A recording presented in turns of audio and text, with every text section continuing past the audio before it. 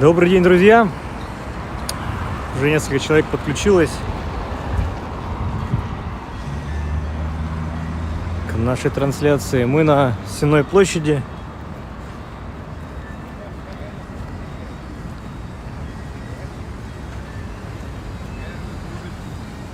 Начинаем прогулку отсюда. Можете участвовать в нашей прогулке не только сидя на своем уютном мягком диване, но и, можно сказать так, руководя мной. То есть, может, если какие-то предложения будут, куда, в какую сторону пойти, куда свернуть, чего посмотреть, можете смело писать в чат.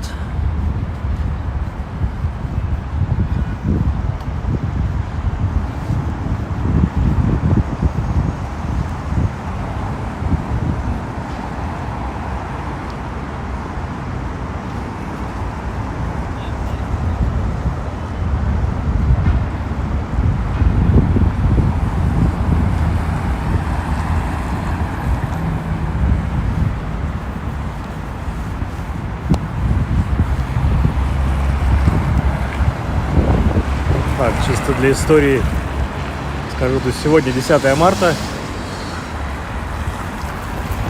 Время примерно 14 с минутами.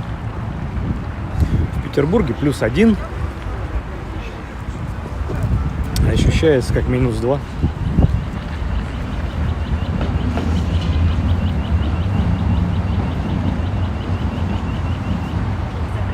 Очень слабо пахнет весной. Снега, как вы видите, почти уже нет. Ну, по крайней мере, на Сенной площади снега-то уж точно нет. Сейчас пойдем дальше по Садовой, мимо Юсуповского парка. Возможно, там будет.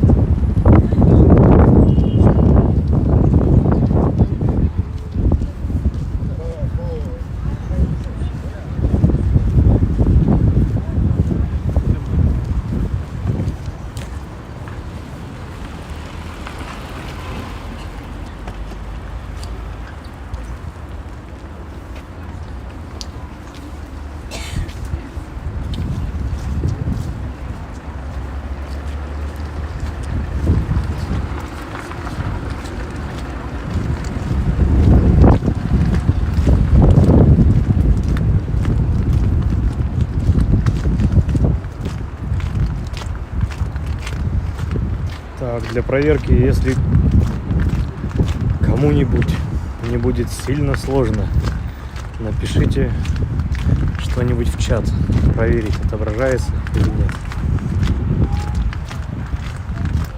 Хотя бы кто из какого города.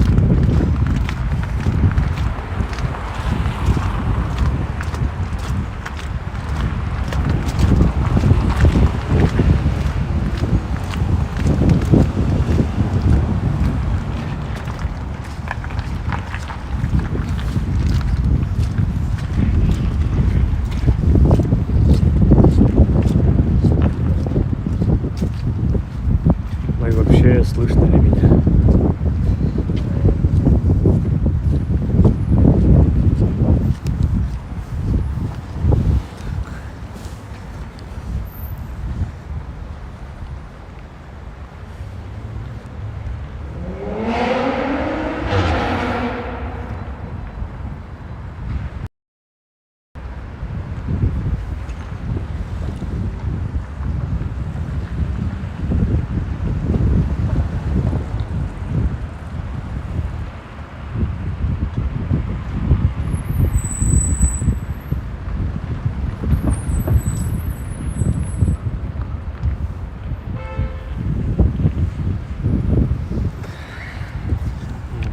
должно и слышно быть. И чат должен отображаться, но выписать никто не хочет, сдавать свои позиции. Ладно.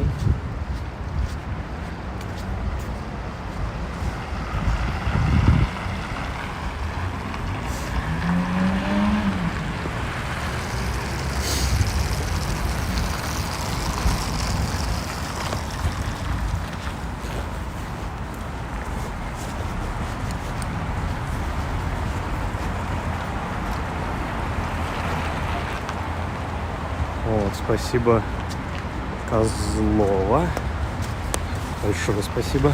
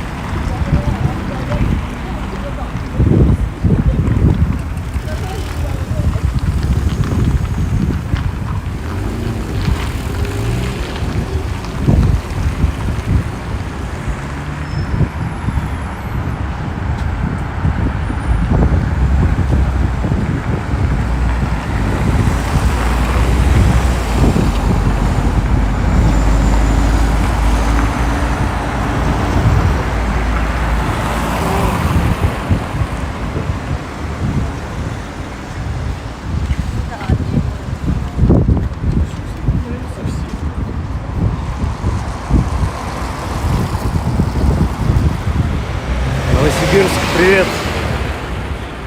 Как у вас погода? Чувствуется ли приближение весны?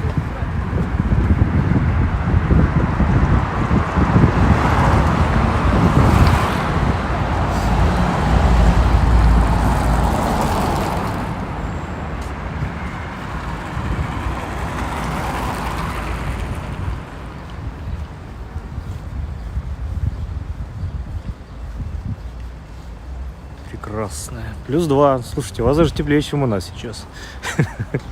Да, 1, правда, градус, но перед нами Центральный музей железнодорожного транспорта Российской Федерации.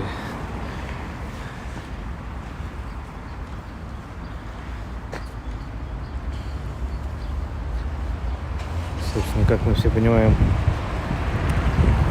совсем рядом с Сенной площадью, поэтому Садовая 50, welcome.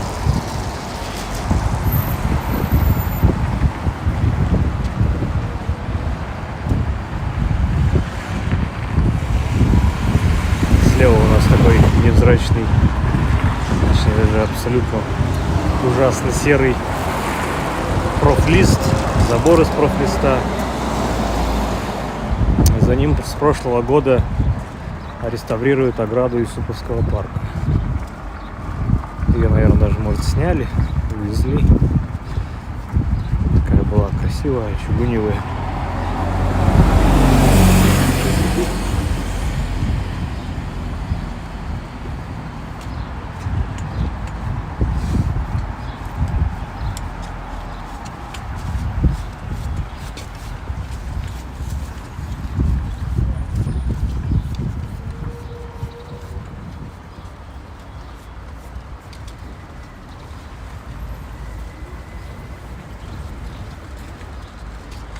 Так, а Юсуповский парк вообще вход в АШП. Вот, работы по реставрации ограды с воротами. Ага. Ну, интересно, где тогда нынче вход? Наверное, вот справа там между домами была как калитка.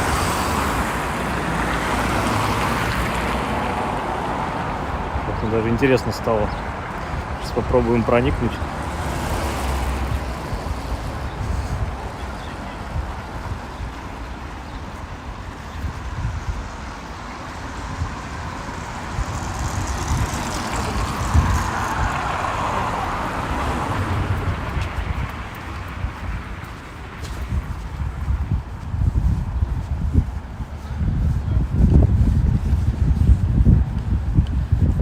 здесь забор вплотную на стене. В этом здании 16 мая 2011 года, 1911 года был создан Российский Олимпийский комитет. Пожалуйста.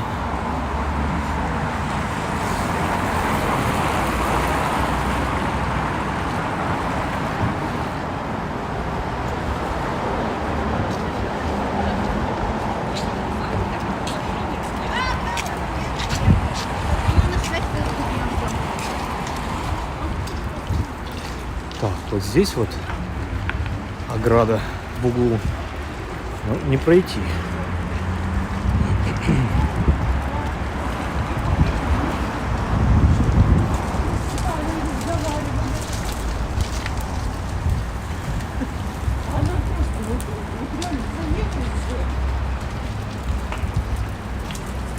Татьяна, спасибо.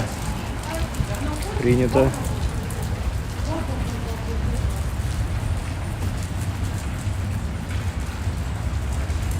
Видимо, еще стрим с задержкой.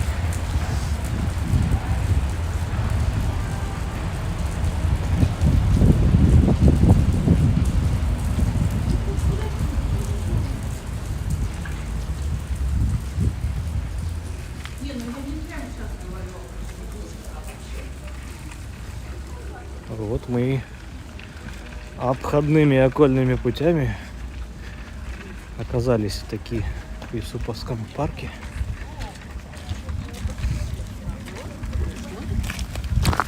Здесь снег есть, точнее даже не снег, а лед, снеголед. В Петербурге остался снеголед. Вот здесь, где пруды, некоторые.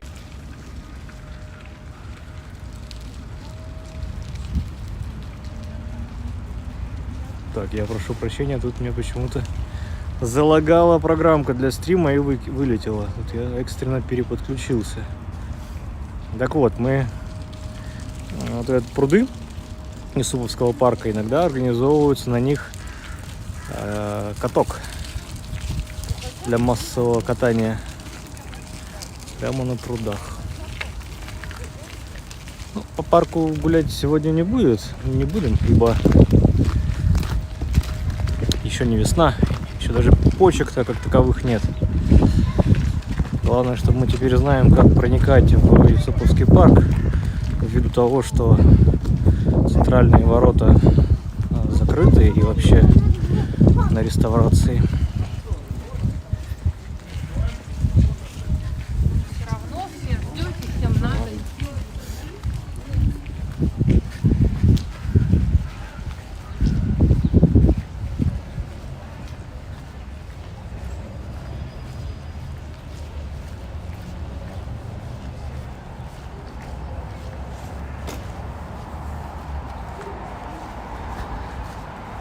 Так, а мне надо сделать экстренную техническую остановку и поправить проводок, который мне жутко мешает.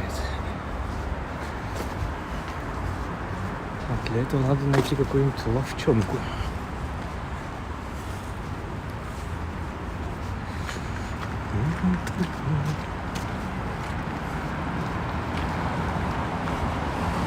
И как назло ничего нет.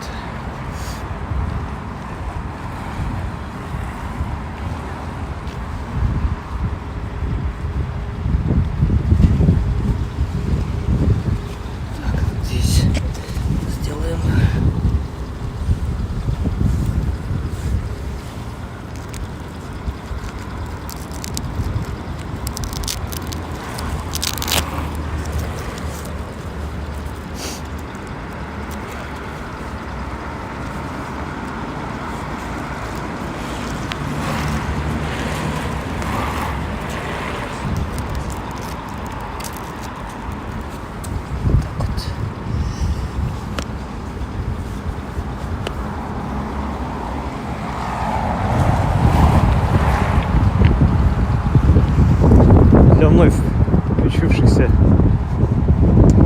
проговариваю, что мы сейчас на улице Садовой, идем от Стенной площади не в сторону Невского, в обратную.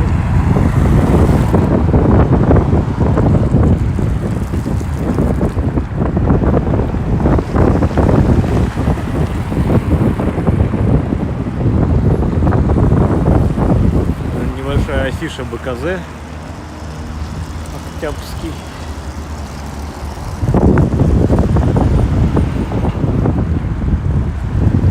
Слева у нас Санкт-Петербургский государственный университет промышленных технологий и дизайна. Действительно. А справа вот этот угловой дом.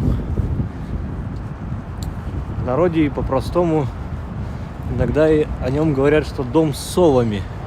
Там вот на самом верху сова сидит. Ну и, соответственно, с другой стороны тоже еще одна сова есть.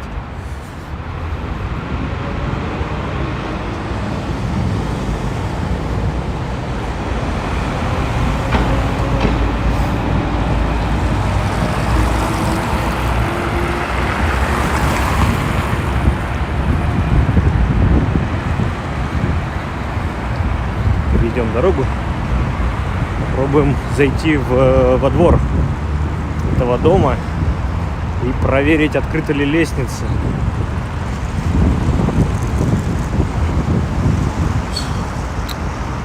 Вдруг кому-то интересно.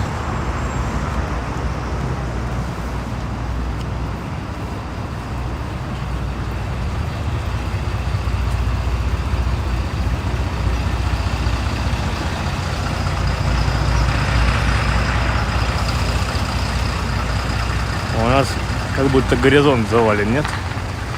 Нет такого ощущения.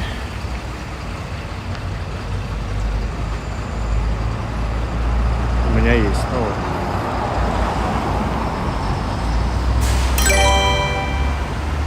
Аноним. Спасибо, аноним. Это мотивирует.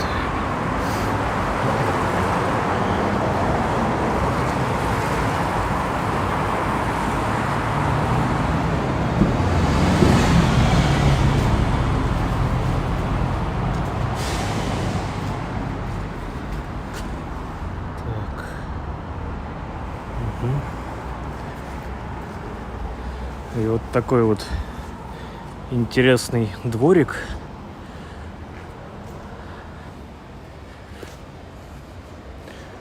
У этого дома с совами. Тут даже, ну-ка, телефотокамера. Такая лепнина под окнами. И не знаю даже, кто это может быть. Что за существа держат.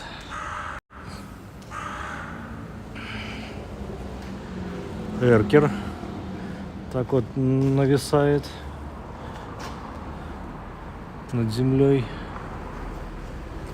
Ну и по идее вот эта дверь ведет на лестницу. Хотя сегодня она, конечно же, закрыта. И по той лестнице можно подняться до самого верха. Там будет окно, из которого будет хорошая перспектива на саму башню и на вот эту каменную сову. Такой вот вам маленький секрет для фотографий.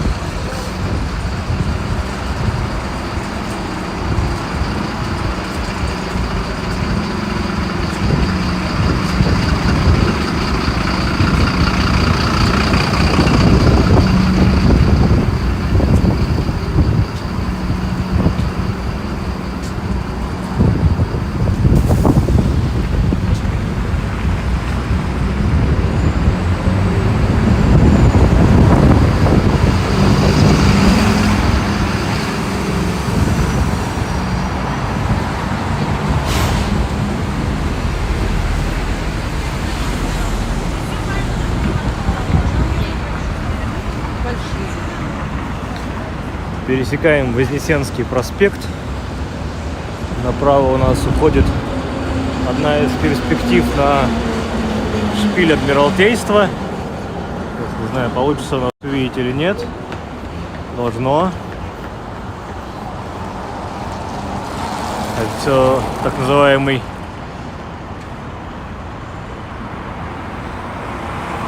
Невский трезубец,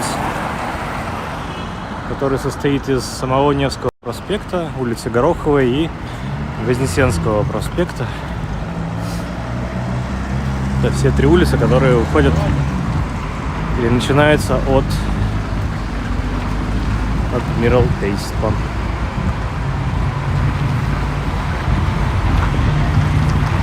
Малый, но в Петербурге уже постоянные зрители канала знают, что все практически исторические топонимы имеют вот такую двойственность. Что-то малое, что-то большое. Вот так вот мысль завернул. Сам не ожидал.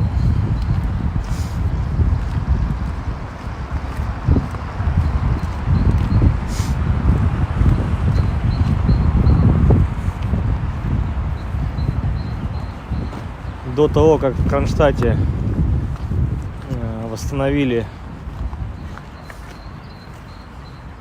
собор, вот этот Никольский был главным морским собором России. Ну, или Петербурга как минимум. Для России.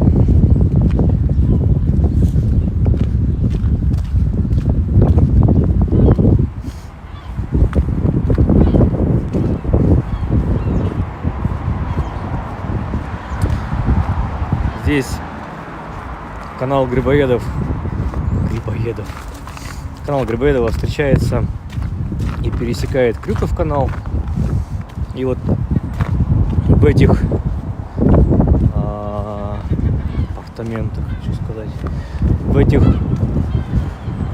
каналах, между этими стенами на льду как раз снимался фильм «Коньки». Да, так же назывался.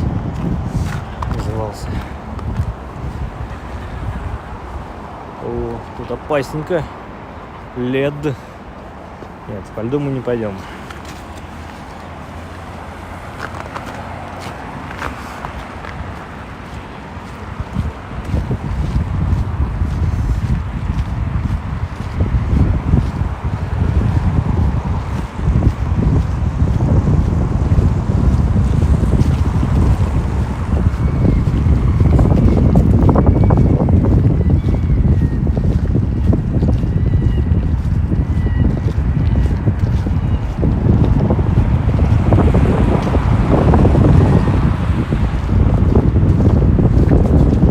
Так, дилемма. Пойти по острову с Никольским собором или выйти на этот мост и загадать желание.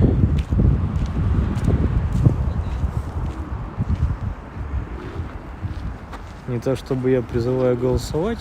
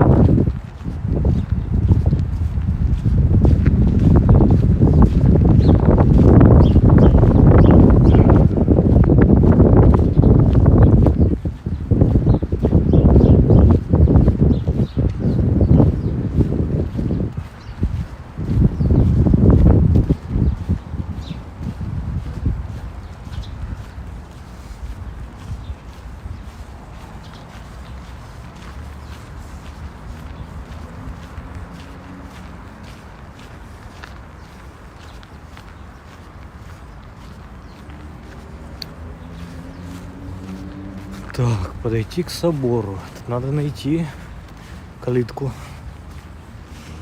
Скорее всего, вот у нас слева от колокольни.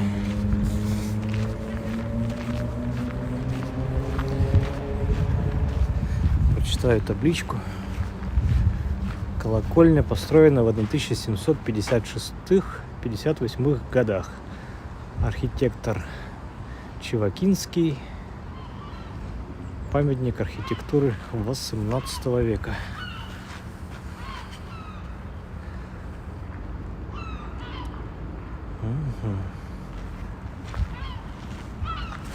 Качество черт его знает. Это, скорее всего, мобильный интернет. И после в записи будет лучше, ну или просто перезагрузите сейчас страницу с видео.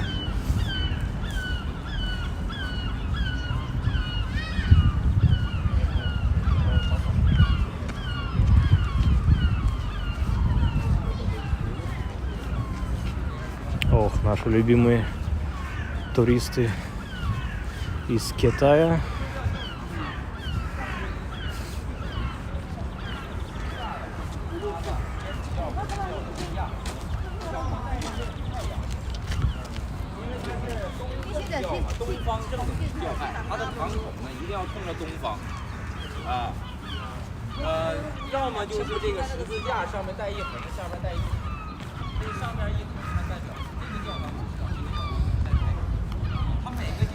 Привет со Златоуста. Привет. Колокольня, да, после реставрации достаточно долго она была в лесах спрятана. И это хорошо освежили. Даже цвет собора такой менее яркий, чем на колокольне. То есть подвыцвела краска. С вашего позволения уж в сам собор заходить не буду.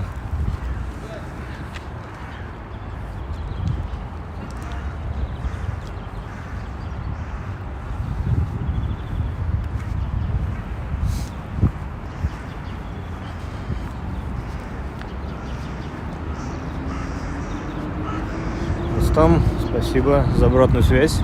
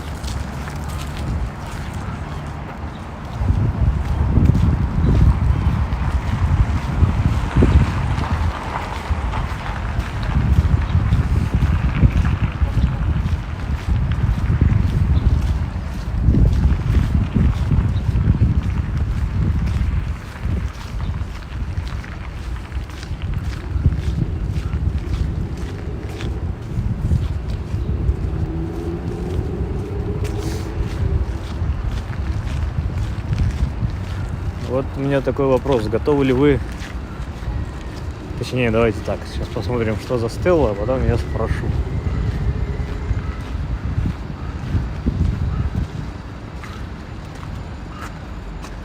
Так, здесь памятная дата. Это 14 мая 1905 года.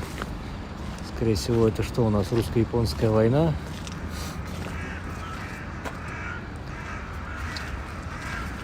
Так ведь...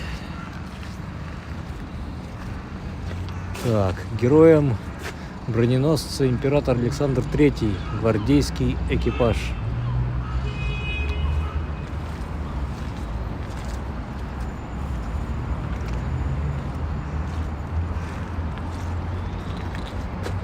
Так, текст такой трудночитаемый местами.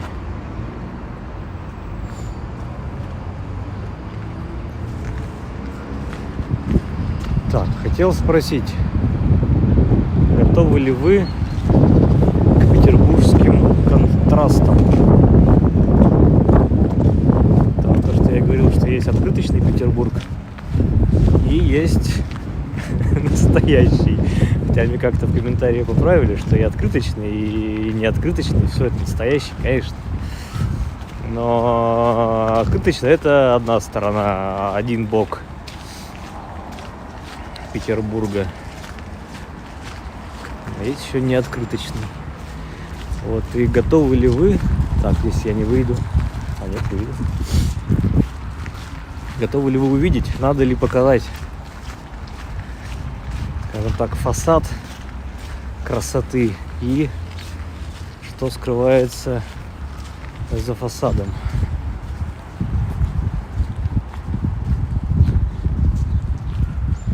Мы сейчас в районе Коломна. Если вам что-то скажет, мы недалеко от Мариинского театра. И маленький спойлер, направляемся к Новой Голландии. Вот я вам сейчас со стороны покажу. Качество, наверное, еще раз, обновите страницу, потому что у кого-то качество хорошо все показывает, у кого-то почему-то плохо. Иногда тут сбрасывалось оно, видимо, и когда мобильный интернет переподключался.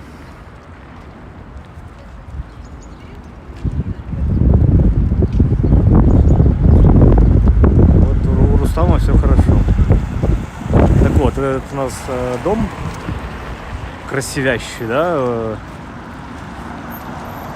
прямо по кадру.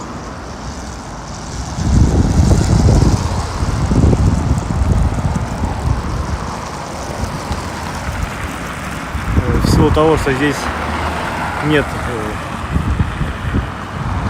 прямой зебры, или точнее, ладно, сейчас сделаем круголя, что у нас времени много, у всех у нас выходной.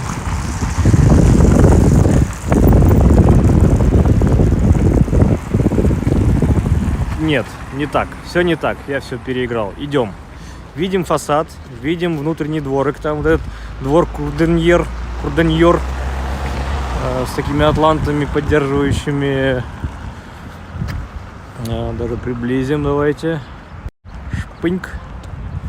Вот такие атланты поддерживают то ли балкон, то ли какой-то переход. В общем, арку образующую. Ну и хочу вам показать, как этот дом выглядит со двора. А для этого нам надо, конечно же, метнуться на другую сторону и проникнуть в арку. Что мы сейчас, конечно же, благополучно сделаем.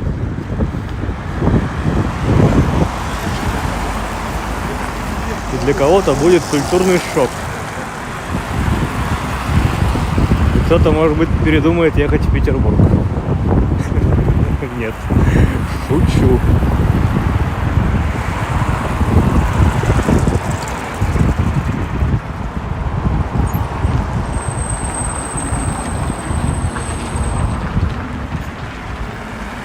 Так, вот мы заходим в арку. Так, пропустим Бибюку. Бибигу пропустим.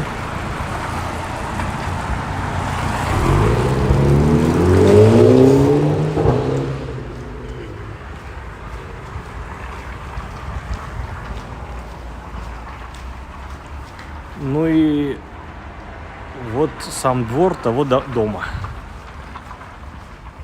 Понятно, что здесь еще другие пристроены флигели, историчные вещи с каретными, из которых сейчас гаражи сделаны.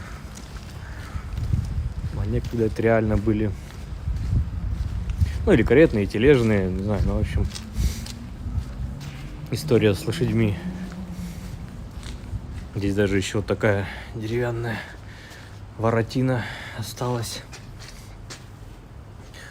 Ну а вот говорю, тыл, вот он такой, он местами страшненький, но вы же не будете ходить по таким дворам. Вы будете ходить, приехав в Петербург, по Невскому.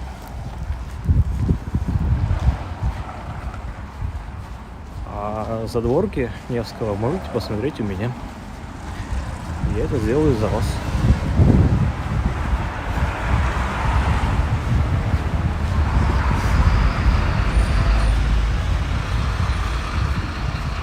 Вот, мы сейчас побывали во дворе этого дома. И сейчас зайдем с фасада. Ну, с фасада. В общем, с парадной стороны.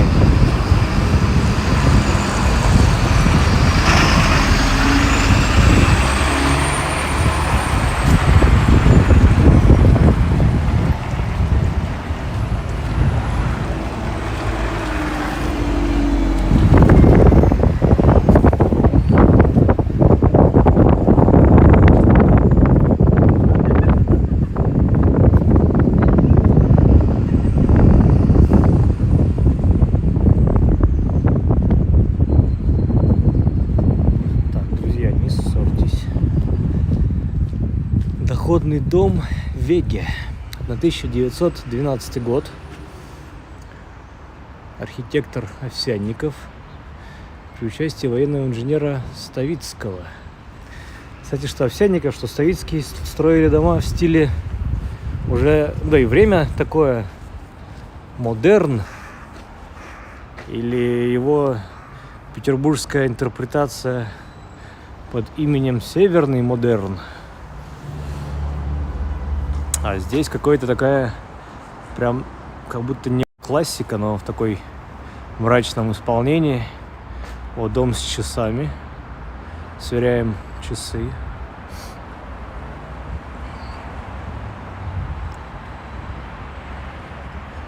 Сава тут, конечно же.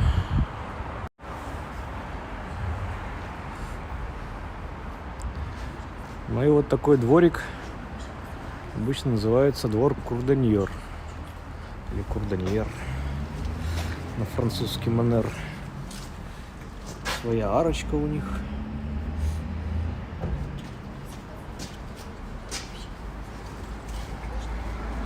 Ну вот. Представляешь, если их сравнить, то просто музыкантище. Честно.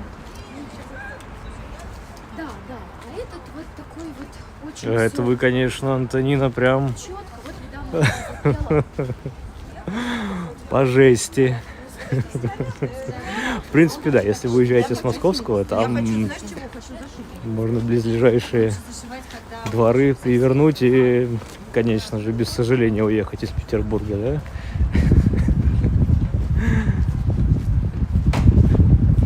А вот кто-то мне писал, что типа вот совсем испоганили Петербург, был такой великий город, а вот сейчас... А мне вот все хочется спросить, а вы правда знаете там историю, как бы, в принципе, Петербурга?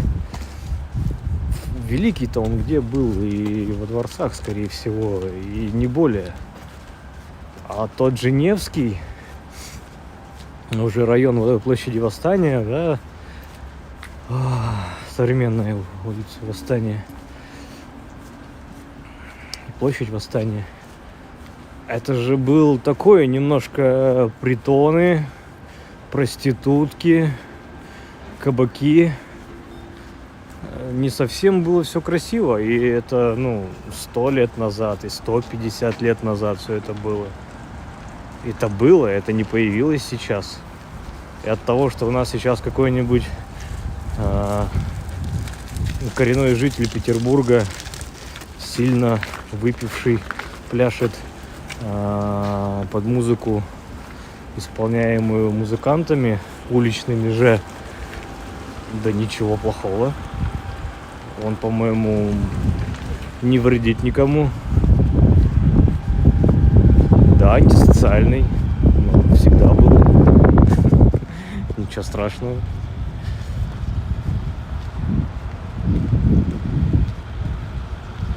Вот тут, напоминаю, подсказывают волшебные коньки. Да, вот снимались где-то, они тут вот катались здесь, по этим каналам. Напоминаю, мы идем вот сейчас вдоль Крюкового канала и находимся между старой и новой сцены Мариинки. Нас здесь на билборде встречает Гергиев. Вот. Господа в образе.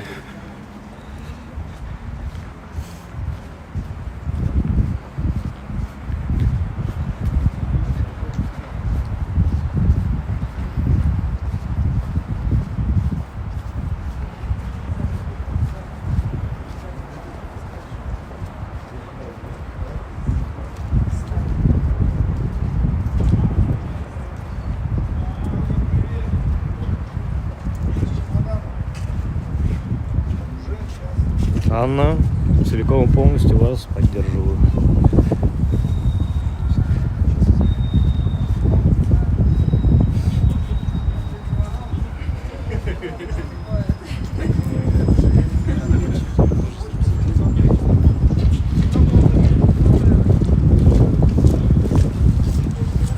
Видимо, работники театра вышли на перекур.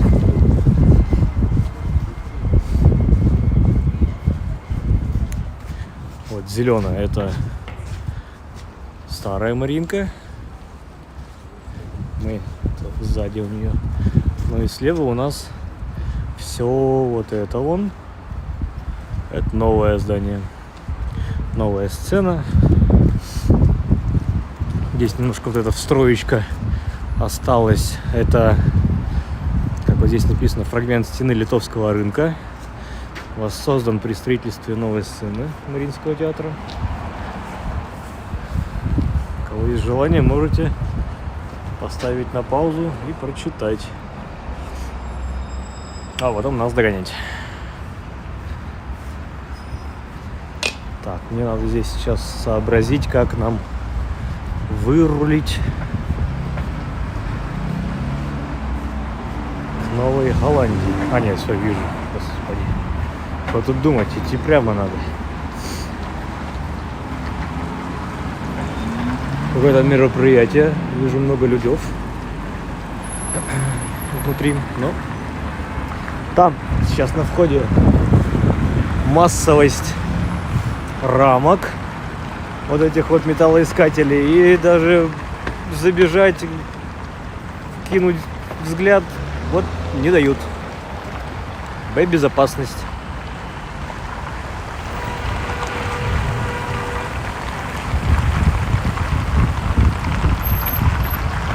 Серебряные.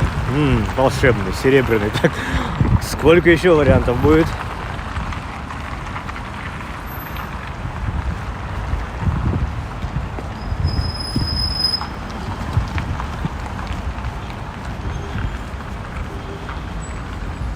Так, тут служебный вход, наверное, но заходить, конечно же, не будем. Ну вот, театр Мариинский. Служебный вход.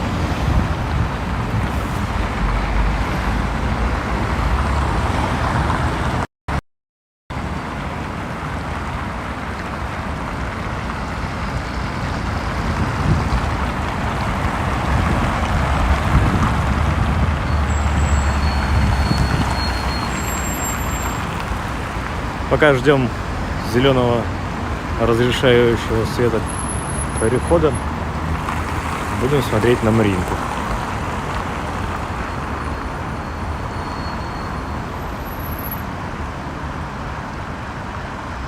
Вот.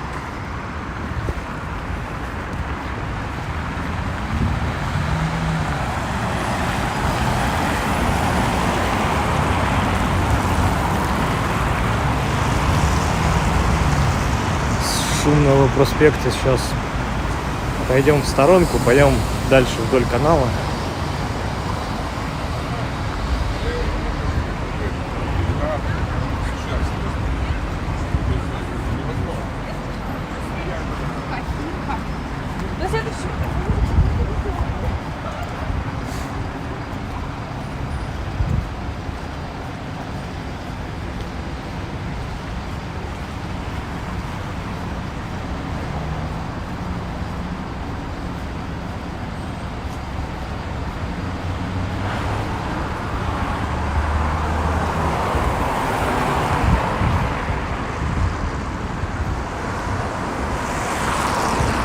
Мост Декабристов, улица Декабристов, и в конце улицы по правую руку жил блок. В принципе, все, что вам надо знать о Малой Коломне. Шучу. В Коломне жило достаточно большое количество деятелей искусства. Помимо блока.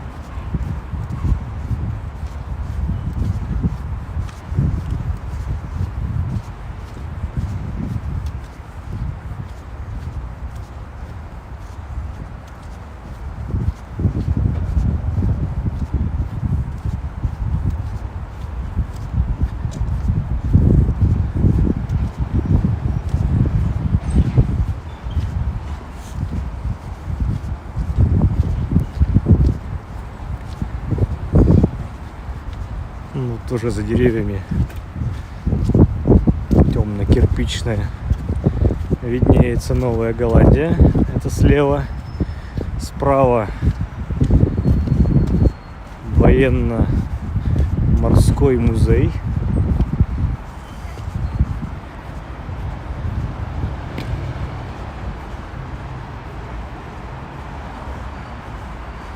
Так, а здесь подписано Краснофлотский мост. А почему это у нас Краснофлотский мост?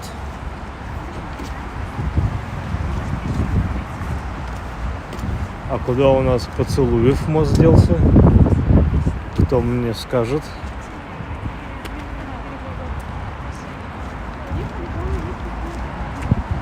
Я его потерял.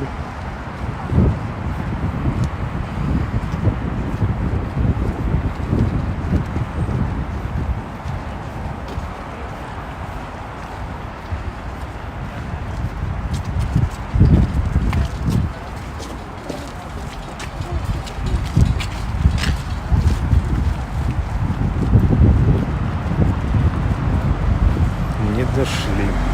А что, получается, надо вот туда дальше, да, идти по помойке?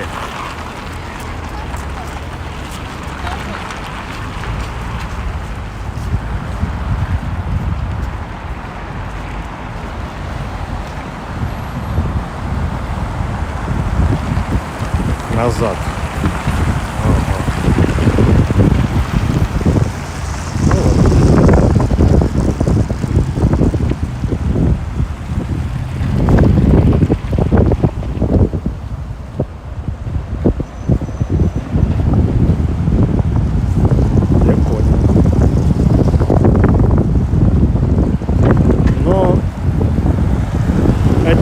Думал, мы как-то мимо него пройдем, но раз нет, то и нет. Что?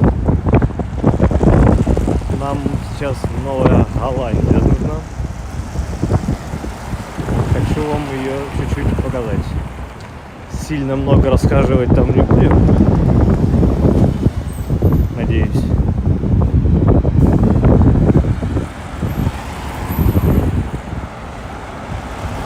Мы можем и не заходить на Новую Голландию. Тут уж, в смысле, решайте сами.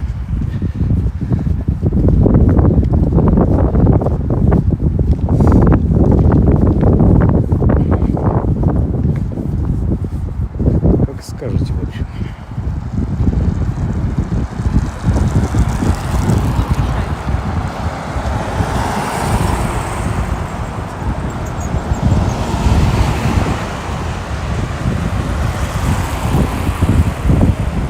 Вход дальше. Это вы про Новую Голландию уже. Ну да, дальше идем ко входу.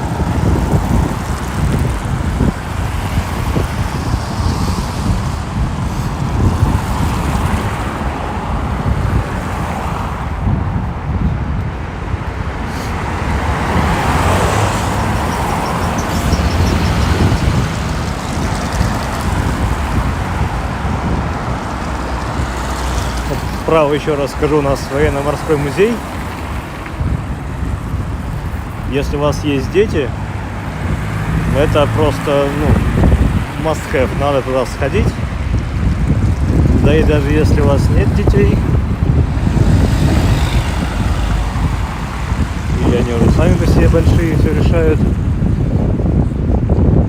В общем, надо сходить. Очень большой, объемный, интересный. Центральный военно-морской музей имени императора Петра Великого. Гласит табличка.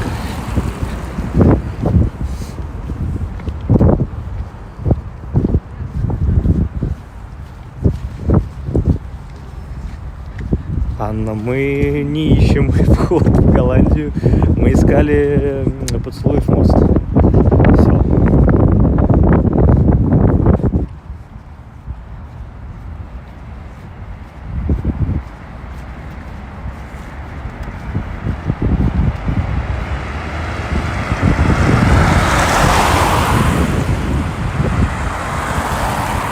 Площадь Труда мы нашли. Оп. Чуть-чуть вам купола.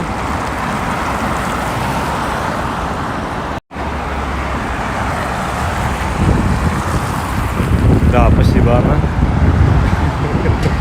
Здесь сложнее промахнуться.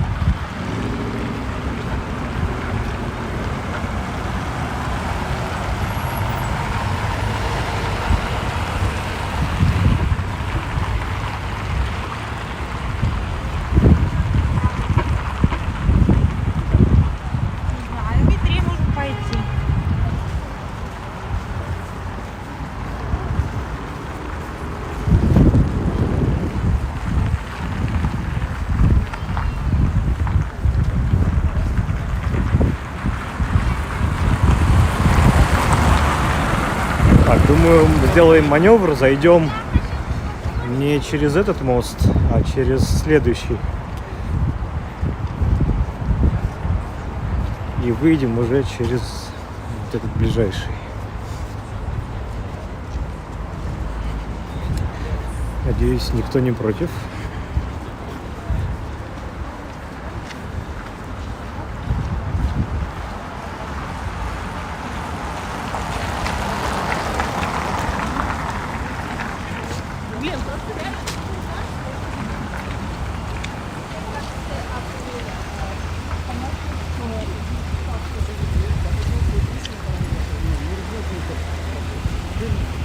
Вот это маркетолог от Бога. Говорит, не разбивайте мне сердце, а сам продает какие-то стеклянные фигурки.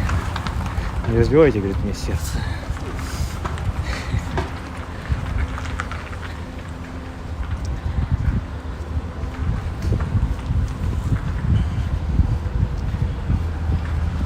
кого-то школа выходит окнами на Новую Голландию. Как вам такое соседство?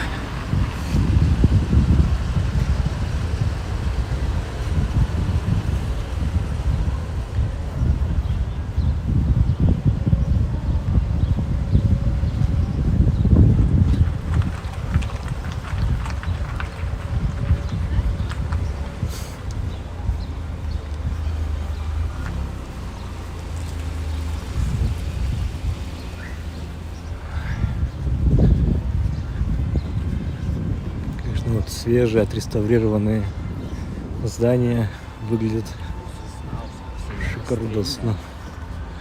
Хотя бы помытые даже. Вот большинство домов просто помыть. Я, конечно, понимаю, что, видимо, когда будешь мыть, там вся штукатурка поотваливается с краской. Но.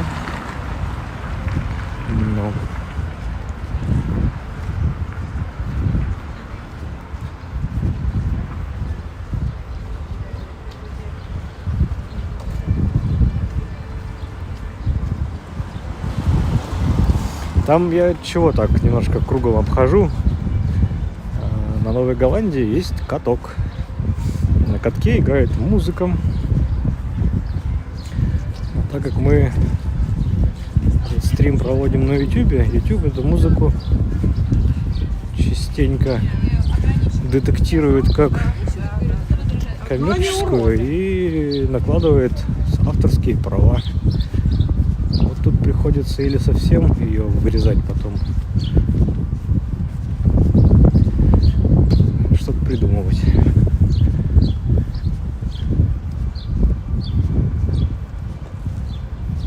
И вот уже контрасты. Такой трехэтажный домик без никакой отделки, и слева, скажем, тоже не ах, но эркер, мое почтение. Или вот наверху вместо крыши, да, еще сделали пространство.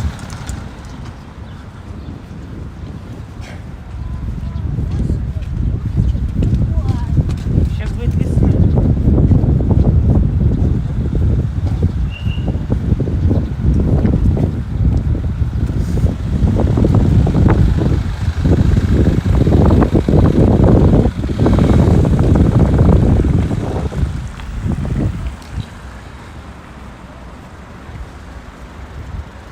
Часы работы в Новой Голландии с понедельника по четверг с 9 до 22, с пятницы по воскресенье с 9 до 23.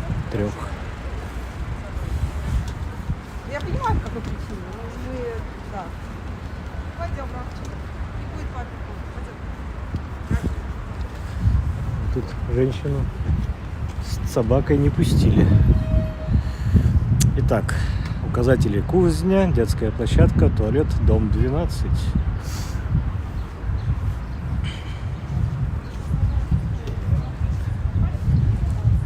Школа с какими-то занятиями для детей.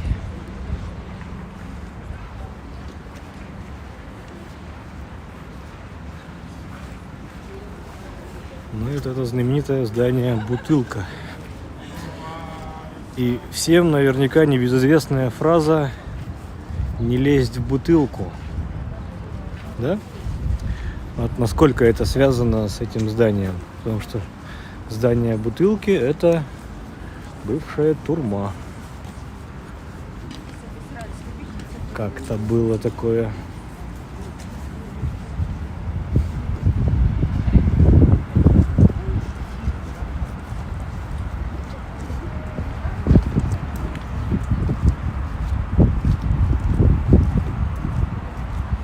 Ну, если вы про Новую Голландию, то она в таком, можно сказать, прекрасном состоянии уже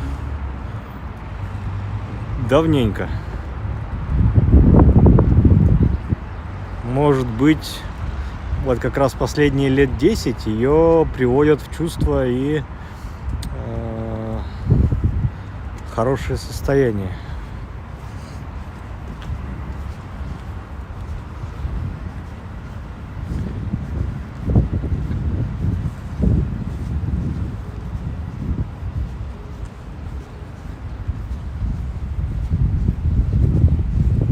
Ну, насколько мне помнится, здесь руку свою первоначально прикладывал Абрамович. Его были вливания в начало реставрационных работ. Как сейчас, тут уж, конечно, вот этот символ Новой Голландии, вот это чаечка. Чаечка.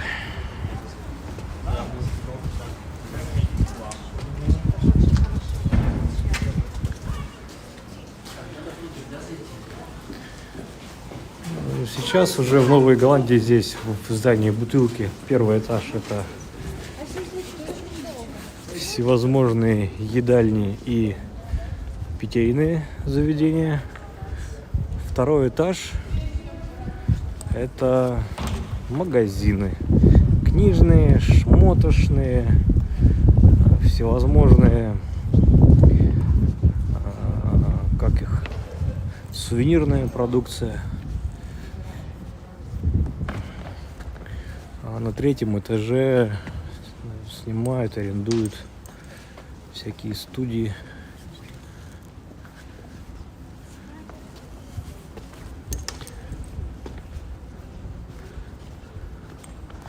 Летом двор, конечно, или в теплую погоду, оживленней. Внутри Бутылки ходить не будем. Есть риски пропажи связи.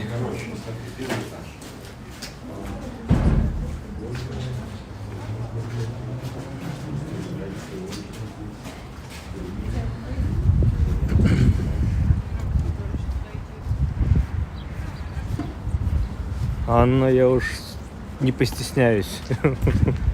Спрошу, если у вас для вас 10 лет это как 5 минут, то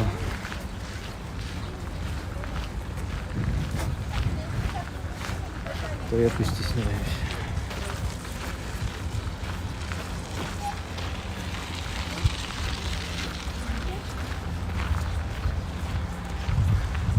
Здание бывшей кузни. Теперь еще это ресторан. Вот у нас из-за Бутылки начинает выглядывать кирпичная. Также здесь такие жаровни, дабы погреть руки. Достаточно теплый металл. И таких вот тут сразу дровишки. Приходит специально обученный человечек, Там на втором этаже. подкидывает Там Яндекс.Маркет, топку. Озон.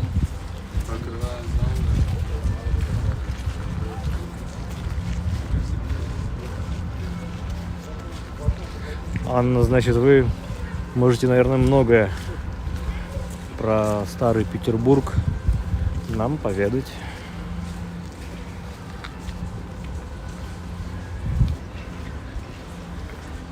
О, кстати, проблем с туалетами на Новой Голландии нет. Они вот эта вот верхушка айсберга, это вход в туалет. Туда еще спускаешься на 2 этажа вниз под землю. И там организованы туалеты. И, как мне кажется, они ниже уровня, ниже линии ватерлинии. То есть, если у нас вот линия воды там, то, в принципе, подземный клозет где-то там же. Так.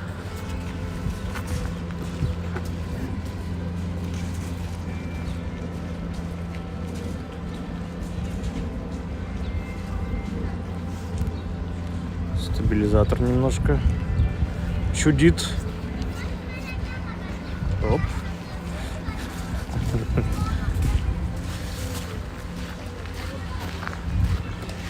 Не выдержал моего рассказа.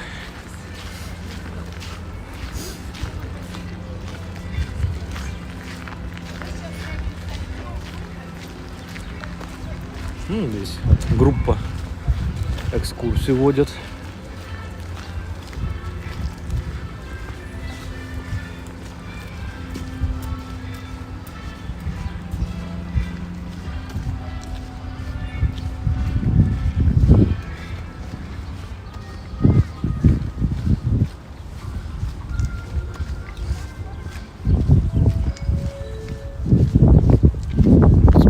Еще раз, это здание кузни.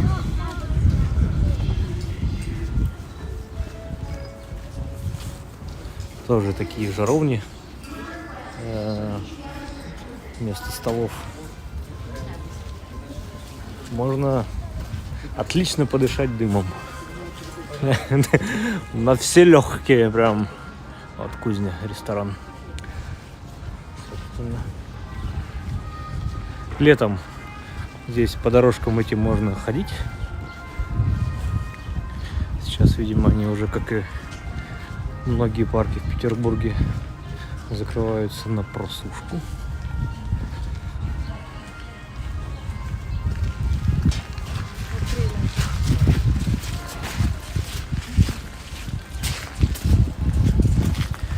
Этот остов такой корабля опять же сейчас закрыт на зиму.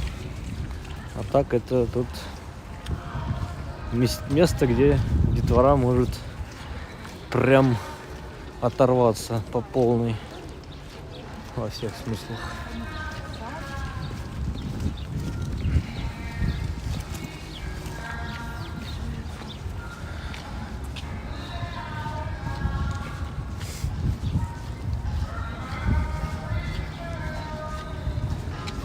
Вот и эта замечательная музыка, из-за которой у нас будут проблемы. Так, еще одна обогревательная.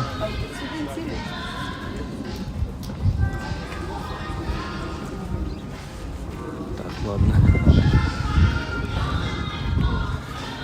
Бежим вдоль.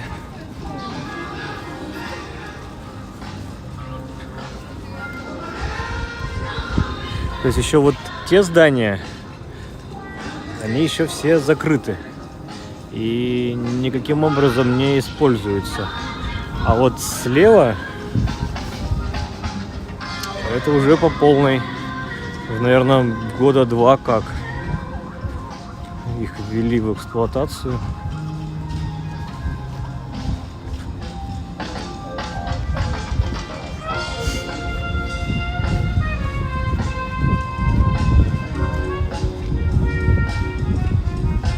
Здесь за катком разбит сад.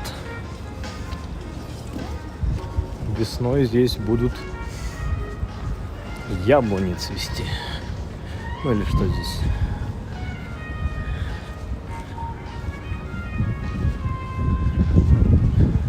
Ну, выглядит, что это действительно были маленькие яблочки. Такие китайки.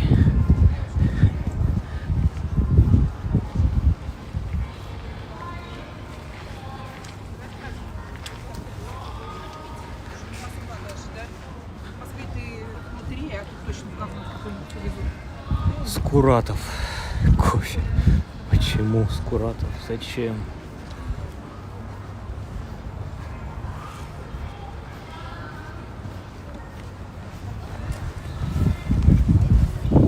Ангел Кейкс.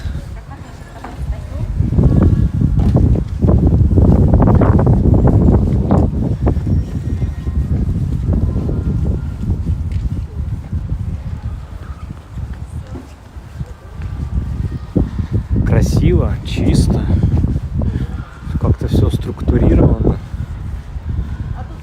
Это да.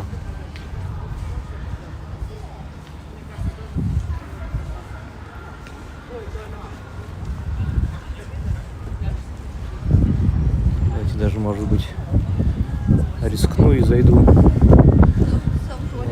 Конечно, темновато будет, скорее всего.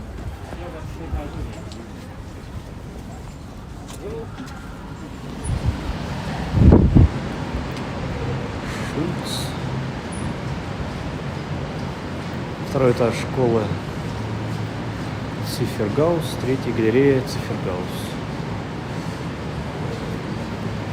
Ну, а справа, слева там всякие едальни.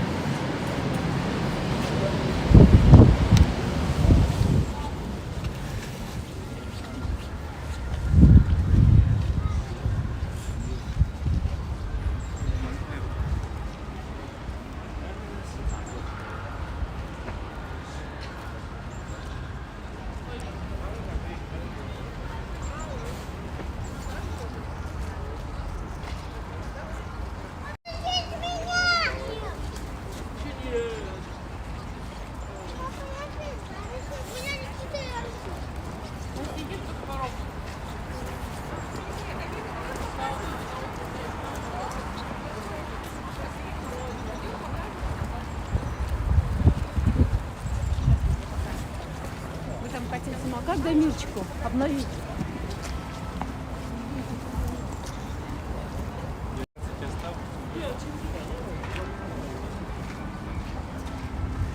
Ну, держим путь дальше. Давайте я вам карту покажу. Если нам, конечно, позволят.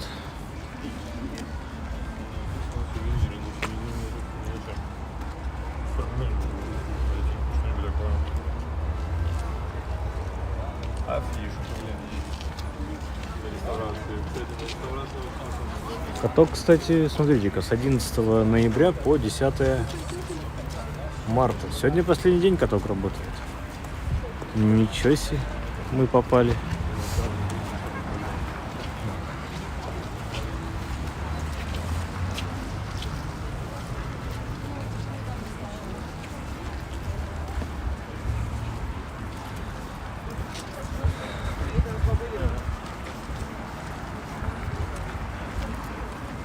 Просить не шуметь. Так-то вот да, это действительно, ведь выходят окна у людей квартир.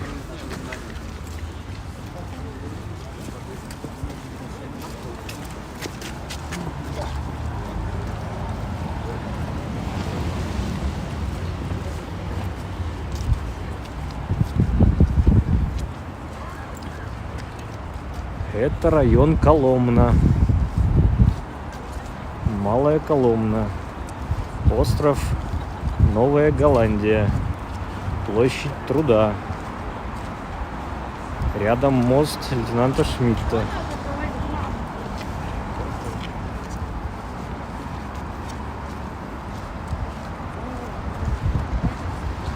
Вот в центре по кадру у нас там виднеется купол Исаакиевского собора.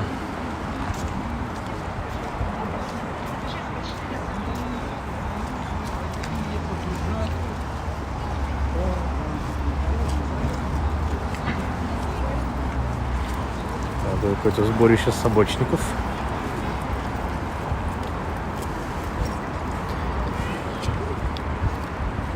Так, а нам надо эту площадь Труда перескочить. И вот мне сильно не хочется это делать через подземный переход. Но, по-моему, других вариантов у нас нет. Кстати, чуть-чуть вот здесь вот эти вот история с этими арочками. В этом месте и дальше вот туда уходил. Извините, что уж пальцем показываю. Адмиралтейский канал, который нынче уже засыпан, но артефакты от него еще остались.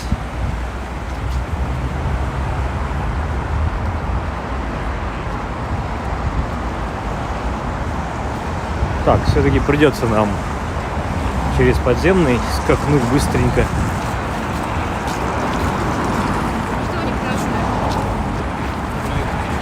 Какие у нас варианты есть? Туда на светофор к Неве подойти. Или там где-то перебегать. Просто связь пропадет. Не очень-то хотелось бы.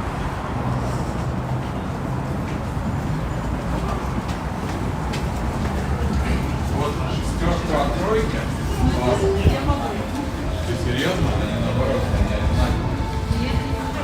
Шестерка и тройка, они одинаковые. Вот здесь артефакты еще эти остались от Адмиралтейского канала.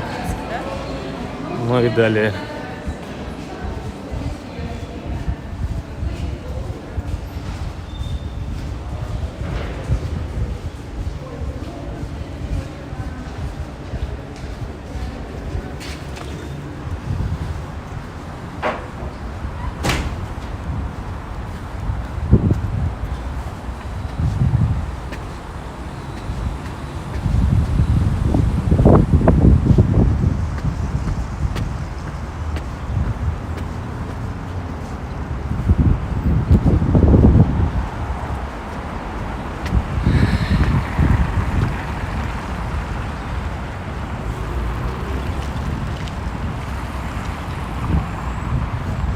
очередной из дворцов семьи Романовых, большой семьи. Кто не был императором, тот был князем, как минимум.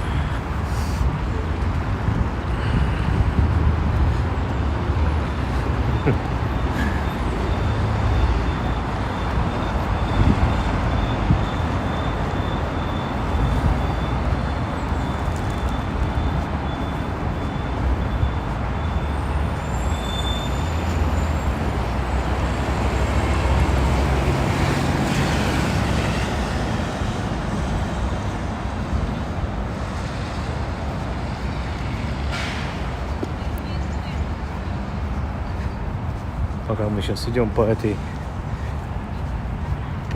этому протяженному бульвару, я вас попрошу поставить лайк стриму, если не сложно. Это поможет его продвинуть, и тем самым его увидят, и YouTube предложит большему количеству зрителей.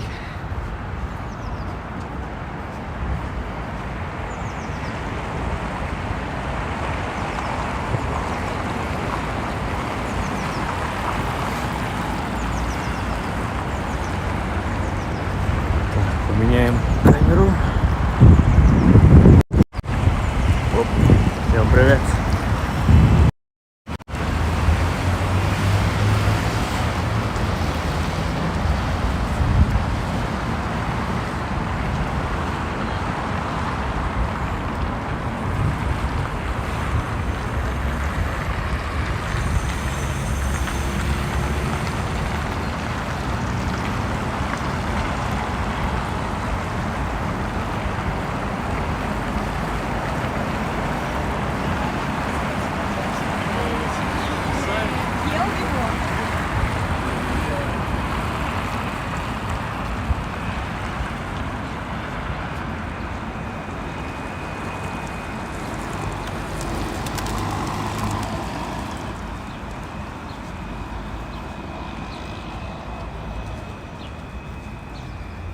А мы направляемся к Исаакиевской площади, Исаакиевскому собору.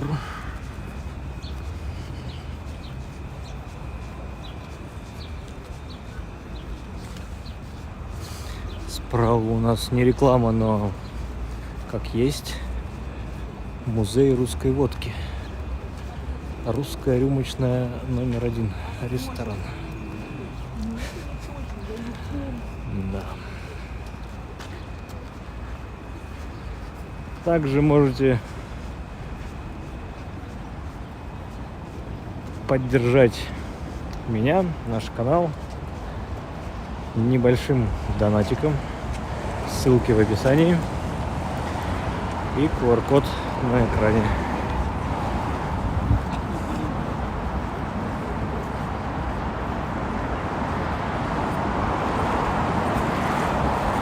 Конечно, вот это сильно на доходный дом не похоже.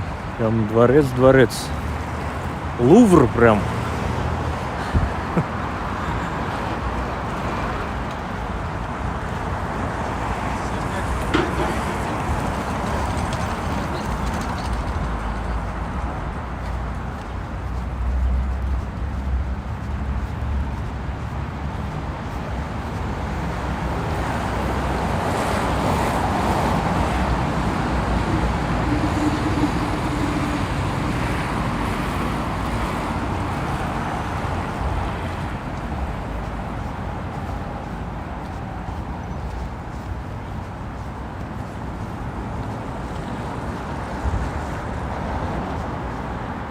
То есть мы сейчас идем прямо вот где был канал.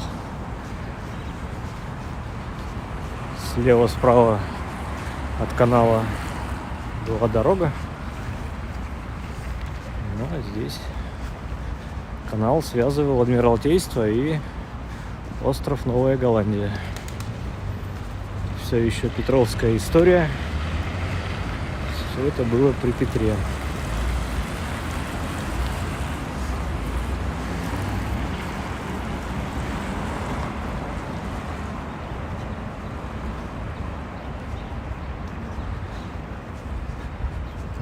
Вы в Калининграде. Любим Калининград? Бываем.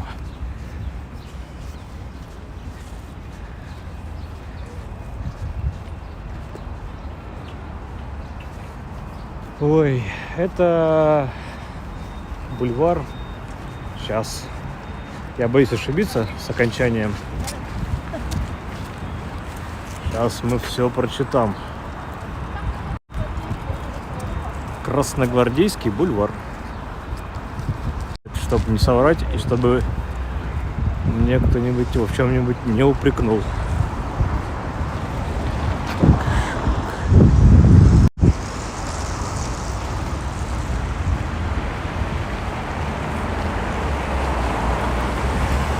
Улица параллельная, вот у нас по правую руку, параллельная улица Почтамтская. На ней центральный, или главпочтамт с индексом 198-30.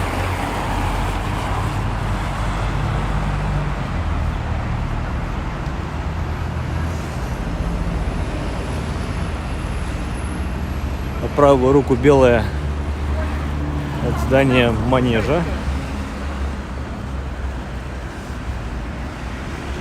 которым занимались выездкой лошадей.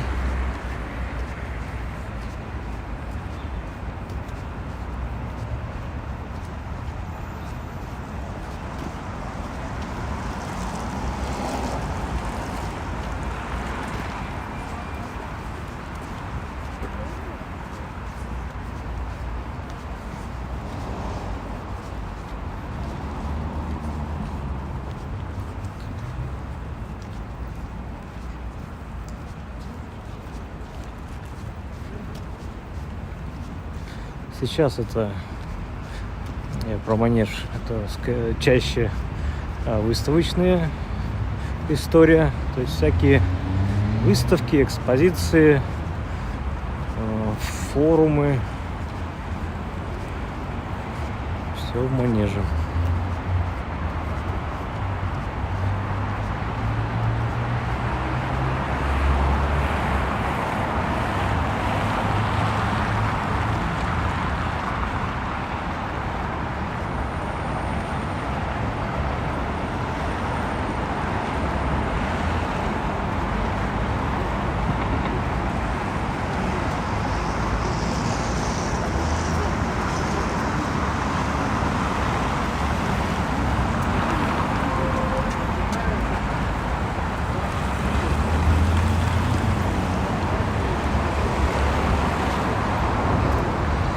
Так, мы сейчас будем подходить ближе к Сасаки, и он будет у нас, конечно же, в кадр не влезать. Так, не та. Оп, это та камера.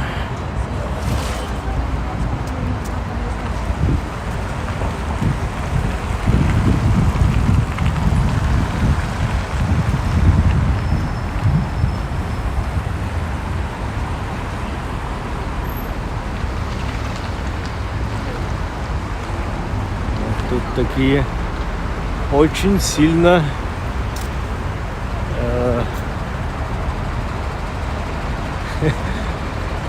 незацензуренные изображения мальчуганов.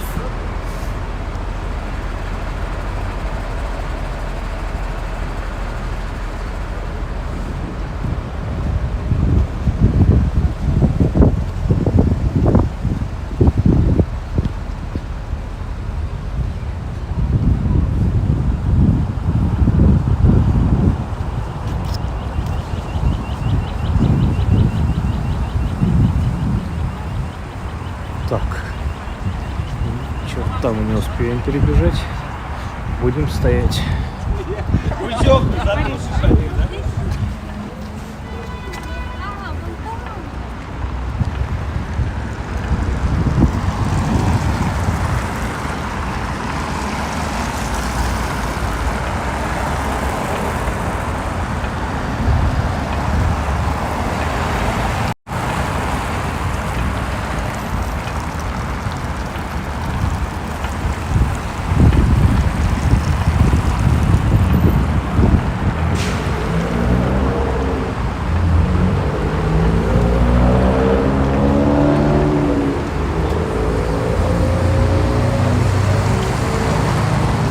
немножко виднеется Астории, гостиница Астория.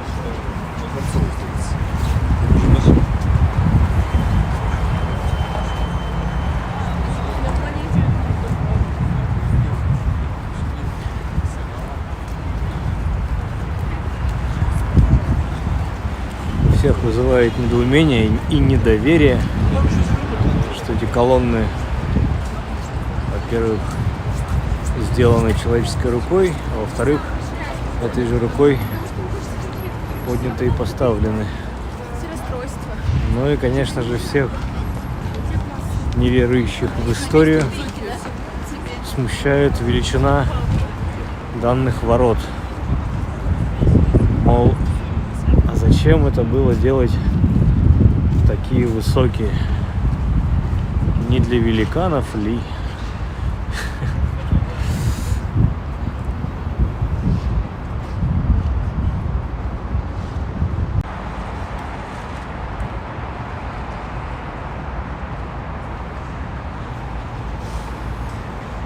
Так, снова было какое-то прерывание.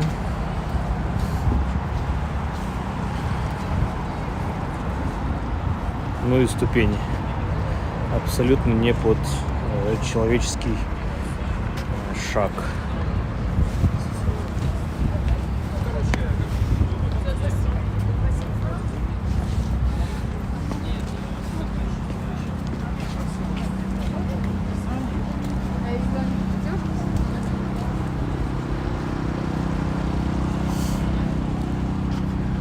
Так, в соборе проходит богослужение.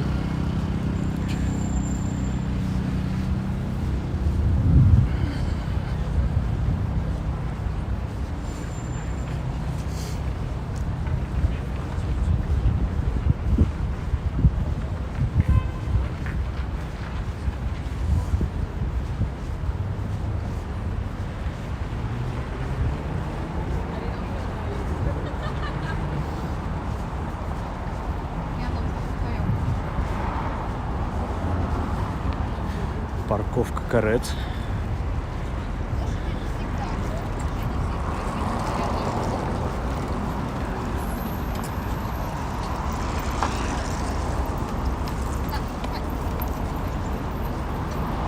Прям какой-то это каретный апокалипсис.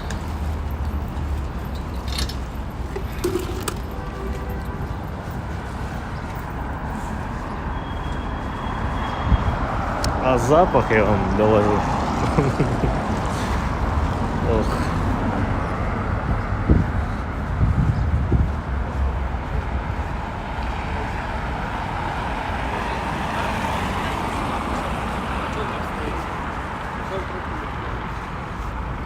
Так, мы на Адмиралтейском проспекте.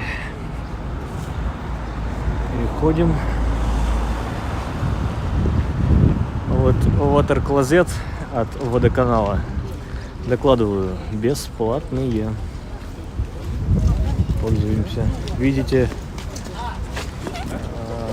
туалеты с таким значком. Это водоканал. Это бесплатно. Ох, рискну я сейчас пройти по саду Александровскому. Чую, зря я это делаю. У нас тут эти болота. Пойдем по проспекту.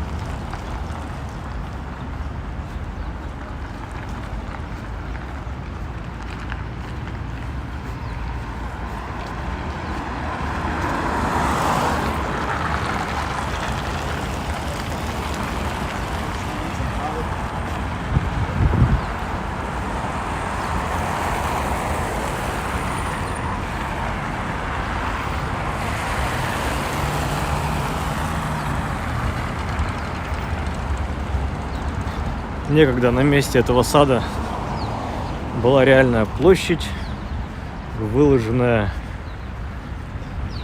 скорее всего, и булыжником, ну, и просто песок, земля. То есть прямо от Дворцовой и до Исаакия это была все площадь. Здесь были военные парады, смотры.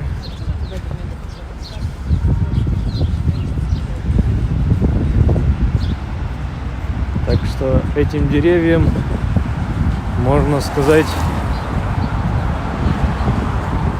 не больше 100-150 лет. Всем.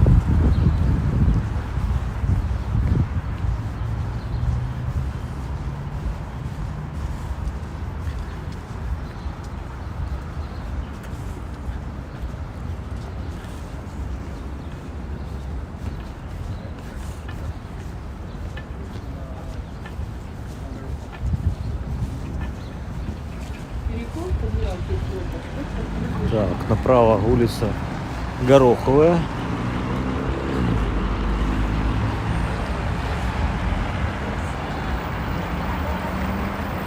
Ну а с противоположной стороны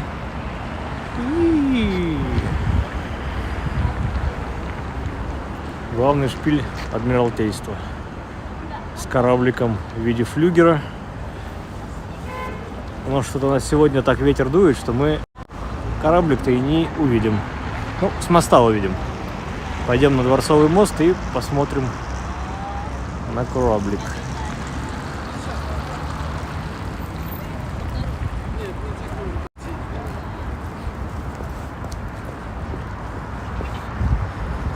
Так, здесь у нас на тротуаре специально оставили артефакт исторический.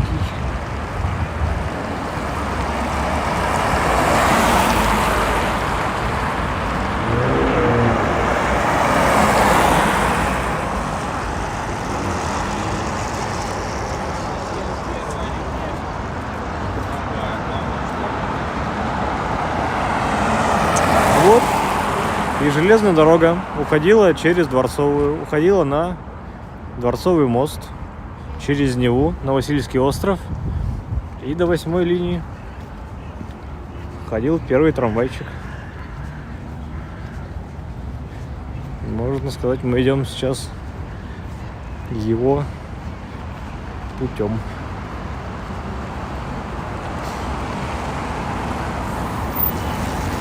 Здесь у нас начинается Невский проспект. Вот направо уходит это Невский. Соответственно, здание справа это Невский 1.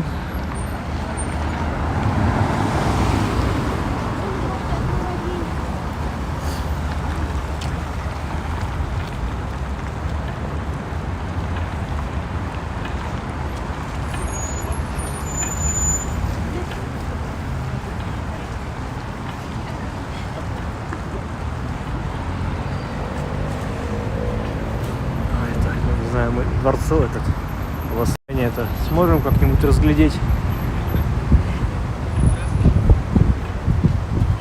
Вот эту колонну.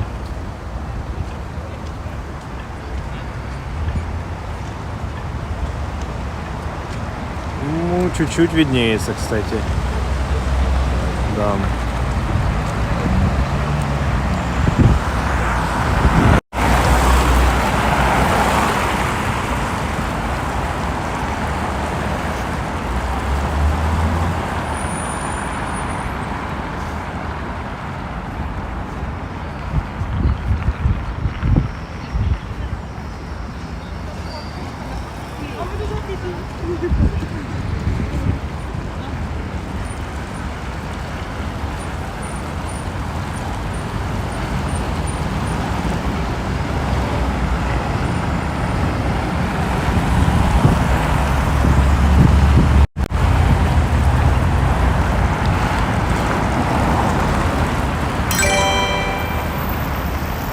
И снова аноним.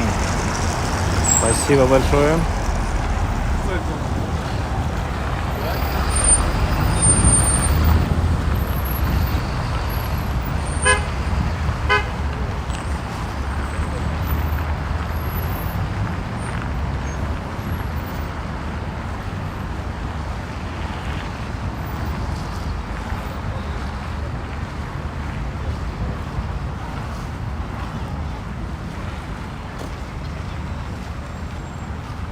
Если кто-то еще не понял, мы на Дворцовой площади. Перед нами Эрмитаж, ака Зимний дворец.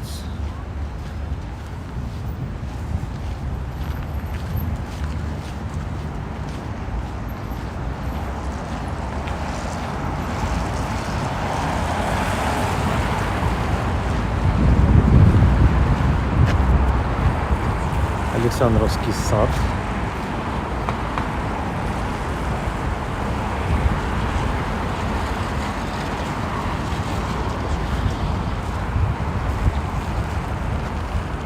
Конечно, приятные скамеечки. А летом в тени под кроной этих деревьев великолепно. Екатерина.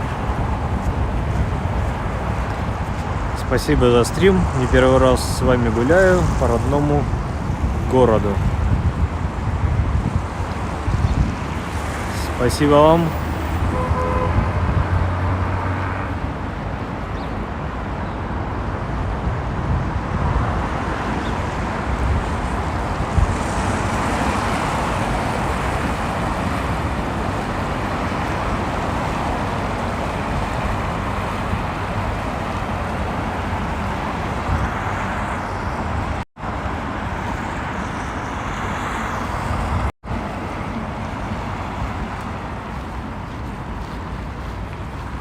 Ох, приятно.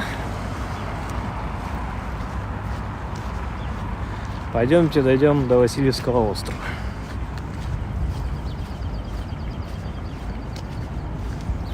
Раз уж так хорошо идем.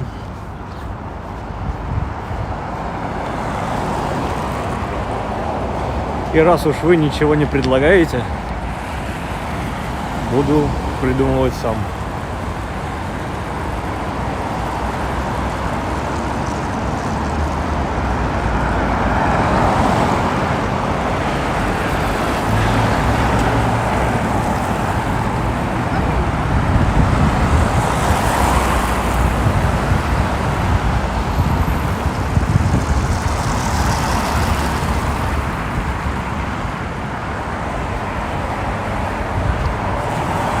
вопроса о благоустройстве. Вот простая остановка.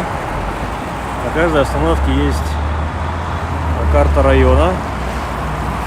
И на карте обозначены маршруты следования автотранспорта, который на этой остановке останавливается. Удобно? Удобно. Конечно, век, когда у всех есть мобильники и никакой не составляет проблемы на них установить карты, которые будут тебе все те же маршруты отображать. Но кто-то, вот видите, пользуется. Чаще это пожилое поколение.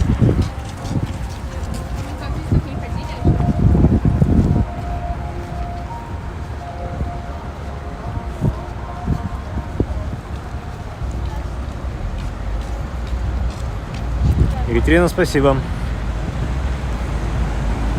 Донатик должен был отобразиться прямо на стриме.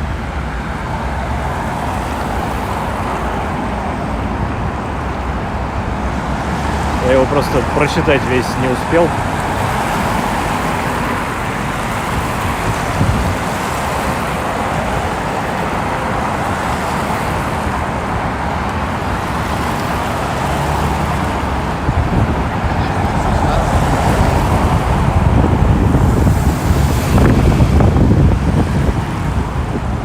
Да, мы вышли на Адмиралтейскую набережную. Сейчас дождемся снова светофора. Пока будем смотреть по сторонам. На Зимний.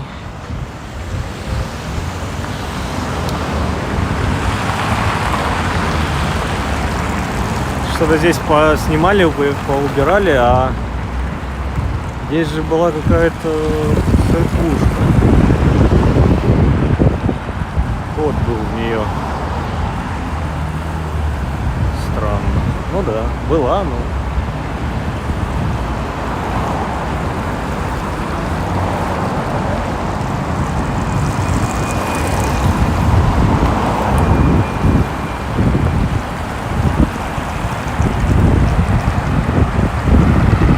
Там чуть вдалеке памятник Петру Плотнику.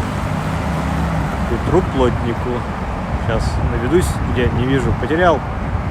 Вот, из-за дерева там выглядывает.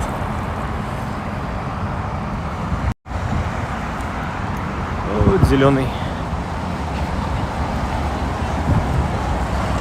Такой момент пропускать нельзя. И львы пропали, ребят. Друзья, пропали львы.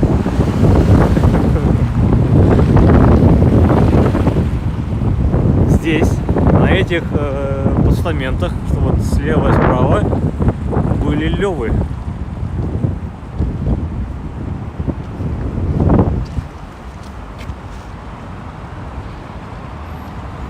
Так, смотрите-ка, их тут завандалили. Их сняли и поехали устанавливать акты вандализма. Это как бы что-то странное. В общем, на реставрации кто-то их завандалил. Прям вот здесь, вот как было. Вот. Два льва. Ну ладно.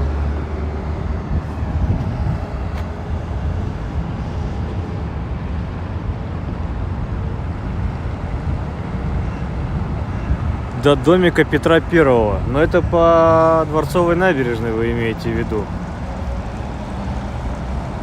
Или вы тот, который рядом с Авророй?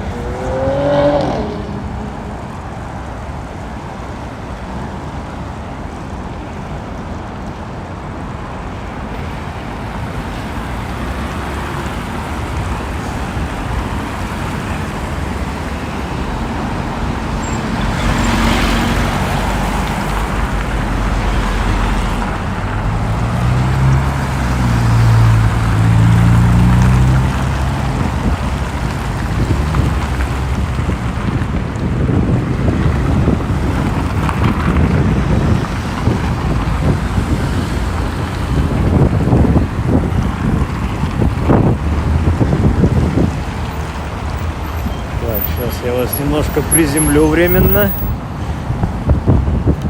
Посмотрим на здание Кунсткамеры.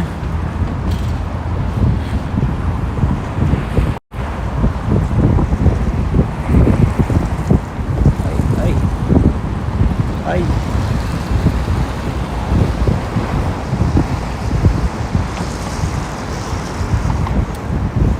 А в это время я тут немножко с кабелями своими запутался.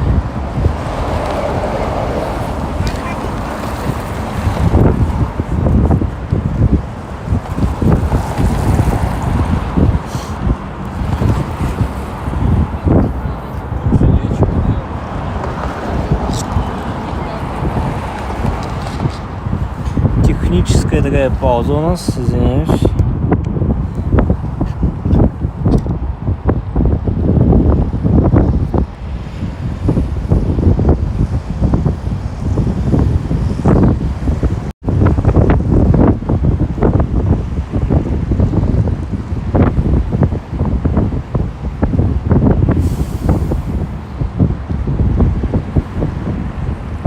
Ну вот рядом с Авророй это вот далековато сейчас.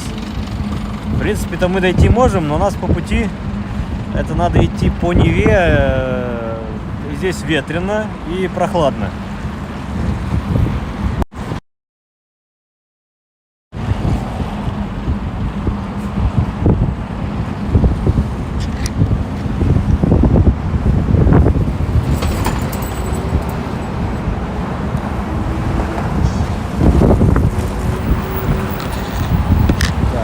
Тут все-таки манипуляции с кабелями происходят до сих пор, так что чуть-чуть прошу потерпеть. Вынужденная мера. Батарейка садится. Надо пауэрбанк подключить.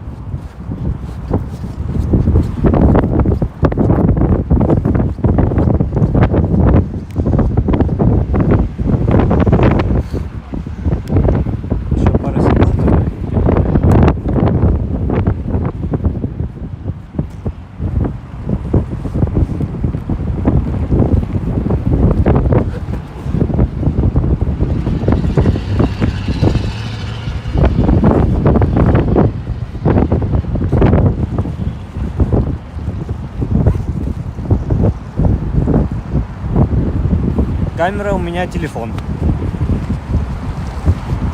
Телефон, iPhone Ама. Как бы тут вариантов-то мало. Я не знаю ни одного пока варианта с какой-нибудь из немобильных камер. То есть, ну, если это не мобильник использовать.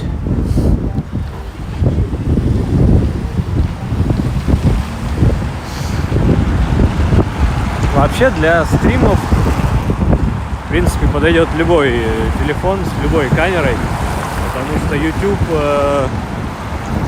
дает стримить только Full HD,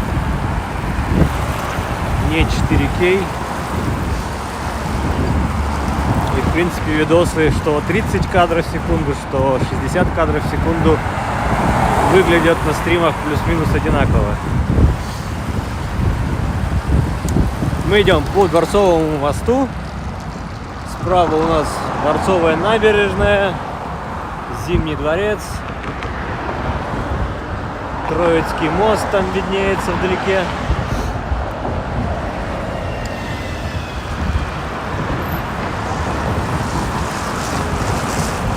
Петропавловская крепость.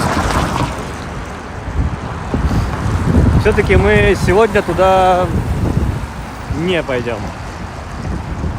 Мы запланируем другой стрим вот именно в том районе, районе Горьковской, возможно, площади Ленина, Летнего сада. Сегодня Васильевский остров. С вашего, так сказать, позволения. Я думаю, никто не против. Так, покажу Неву. Ох, страшно, как бы тут не упало ничего.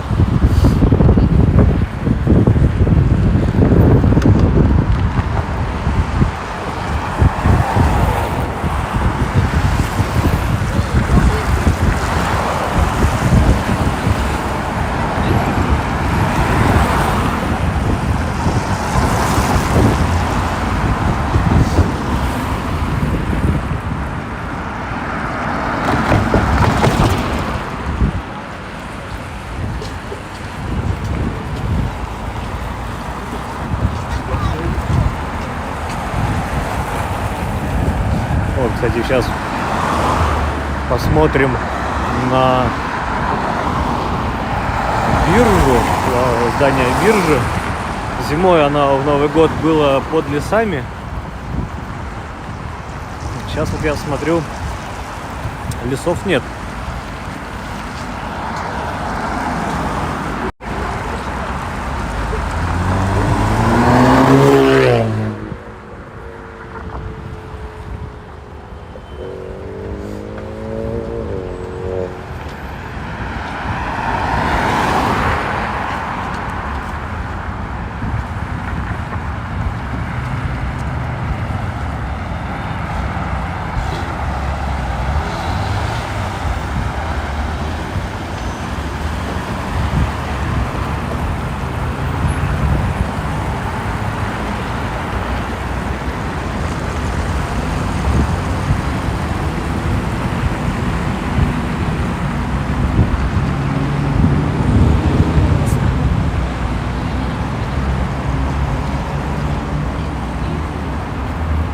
Как вам вид?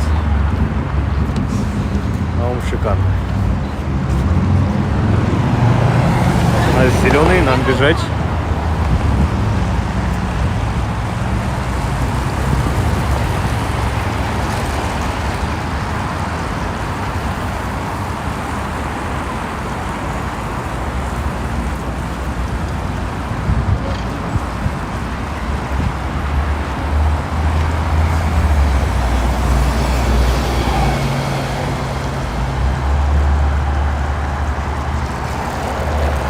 Прям вот спускаетесь с Дворцового моста и попадаете ко входу, ну, как минимум, к кассам зоологического музея. То есть слева это кассы, а вход в музей чуть правей. Опять же история, особенно маленькие дети, у кого, это вот сюда сходить.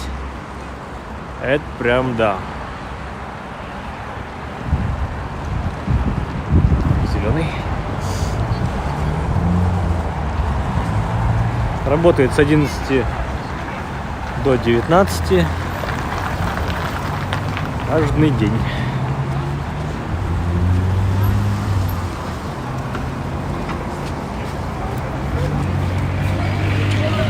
Дверь открывается вовнутрь.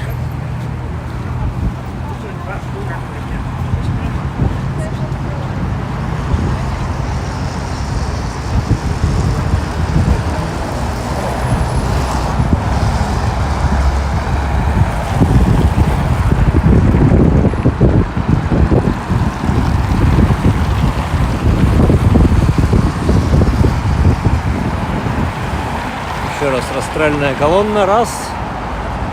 Растральная колонна, два.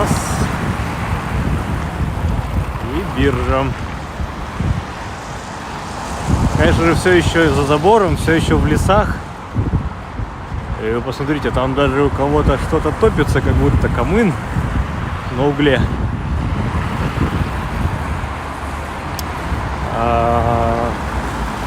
К самим колоннам мы сейчас подняться не сможем.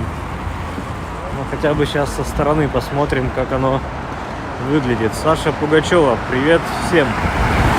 Привет и вам.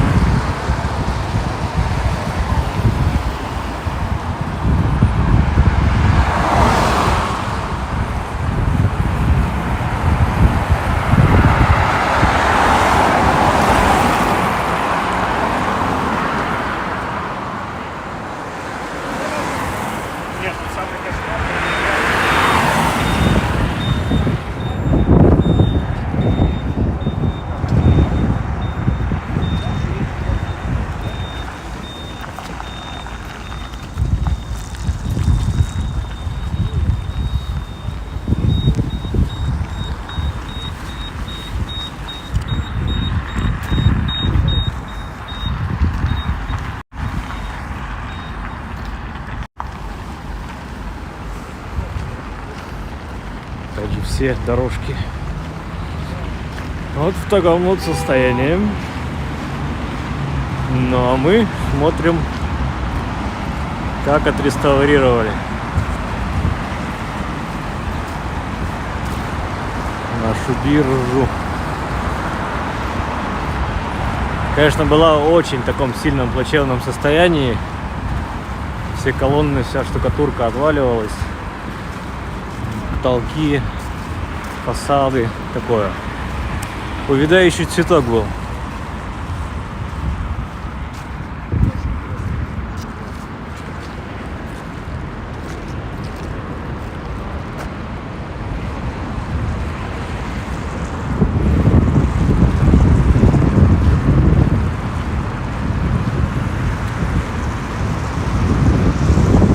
Мы на стрелке Васильевского острова.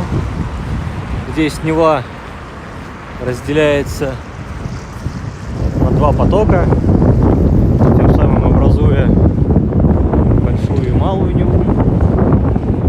Да, опять все в Петербурге большое, да все малое.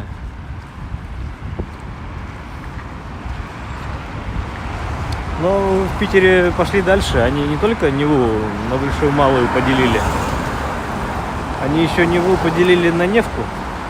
И Неву на Невку. И Невку еще поделили на большую и малую. Нормально? Я думаю, неплохо.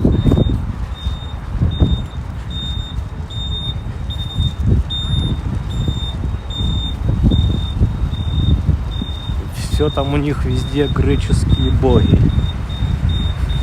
Ладно.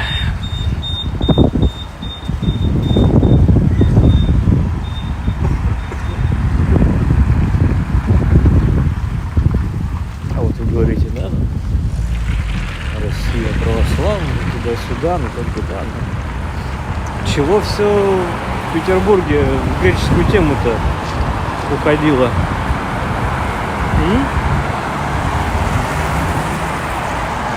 Ну это так, вопрос риторический, отвечать не обязательно. Мы врываемся в биржевой проезд, тем самым попадая вглубь Васильевского острова. Попробую вам показать его задворки и закоулки. Нет, не задворки, закоулочки.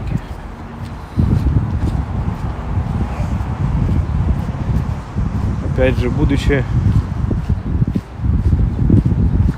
на Васильевском острове, тут нельзя не пошутить о том, что все обычные люди, ну или тут в Петербурге же, да, есть Васильевская сторона, Василеостровская и Петроградская сторона. Так вот, жители Петроградской стороны ходят по большому и по малому, а жители Василеостровской еще и по среднему. Да-да.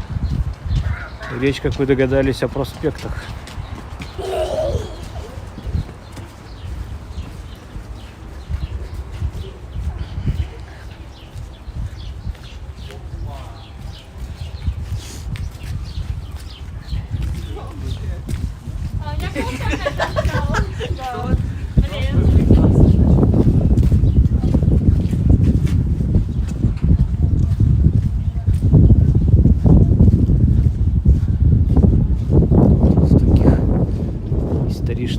Интерьерах, казематах, дорогущие рестораны.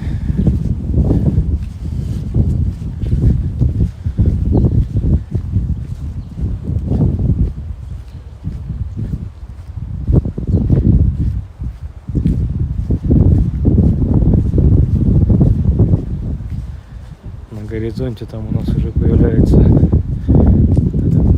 красное с белым здание 12 коллегий. Ныне там расположен Санкт-Петербургский государственный университет. Но эти 12 коллегий — это прообраз министерств современных.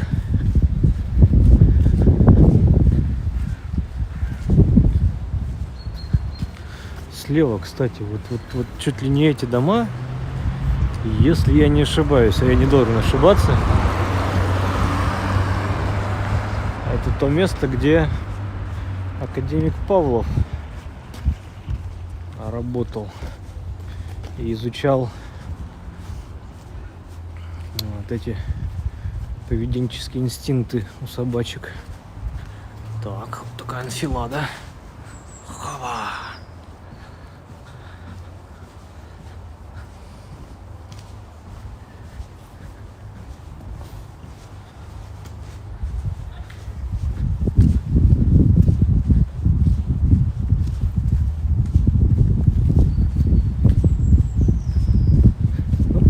Может, сейчас ошибаюсь на самом деле. Что-то я так сгоряча ляпнул. Да, там, по-моему, рядом с библиотекой все это дело было, к которой мы сейчас, конечно же, подойдем. Да. Хотя тоже детская поликлиника слева. Ну, здесь входик. То есть какое-то медицинское учреждение.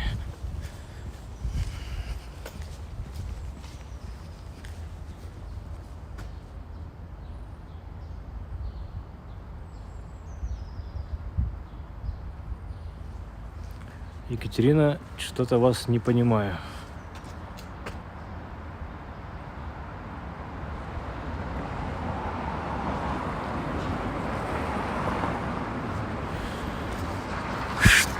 А, вы про Львов все еще с Левушками.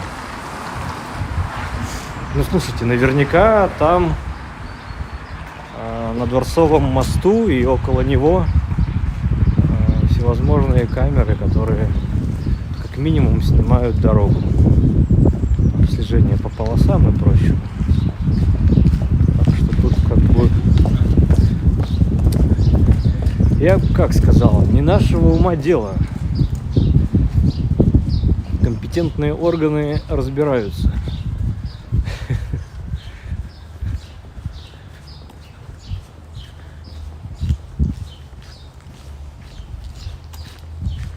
Вот, скорее всего, вот это вот в зеленой сетке двухэтажное здание. Здесь академик Павлов работал. Да, я перепутал. Прошу прощения. Да.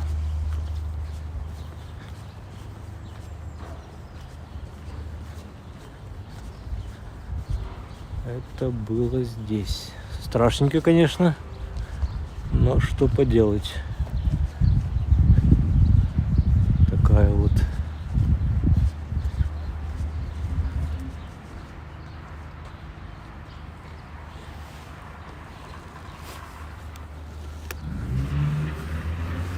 Так, я, наверное, вас немножко тут вот так оставлю.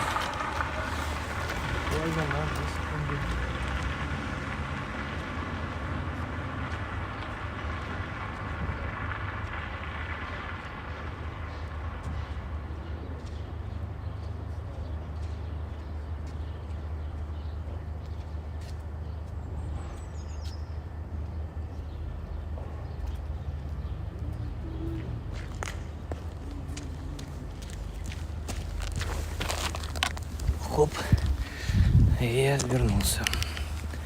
Надо было кое-что проверить. Ни одной вывески на этом здании не сохранилось, видимо, в силу проведения реставрации. Ну и вот на этой площади тоже что-то все в лесах опять.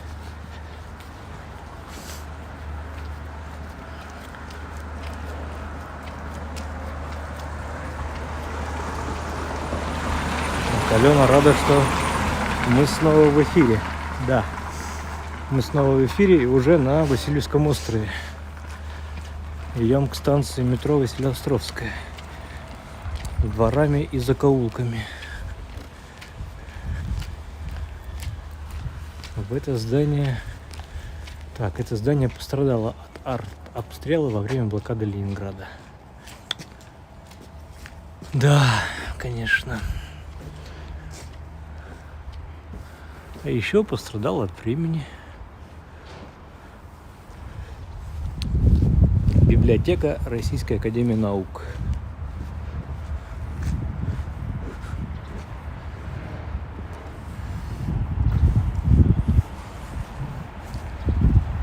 Так.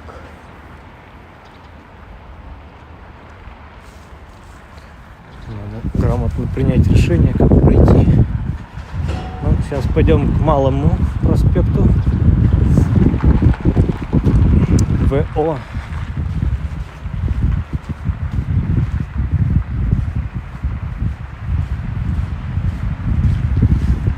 Так, Екатерина спрашивает, а площадь Ленина, что на Московском проспекте? Нет.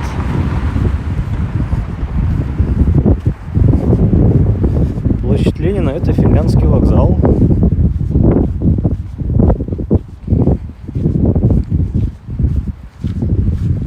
Вы, наверное, спутали Московскую площадь. Там, где памятник Ленину с вытянутой рукой.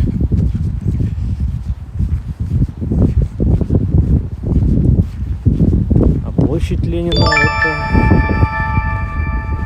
Так, у нас кто-то подписался.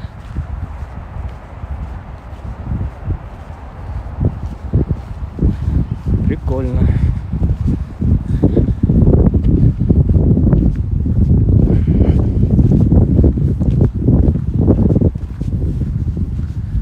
Собственно, здесь вот такая атмосфера, как по мне, что Академия наук, господи, СПбГУ, библиотека, все вот эти прилежащие здания, это так или иначе что-то связанное с наукой, со студенчеством. Отсюда и такая своя атмосфера и ностальгия.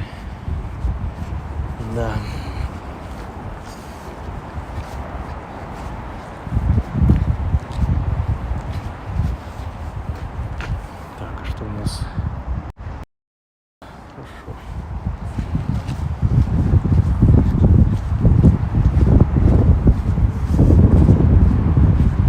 Технопарк, например, да?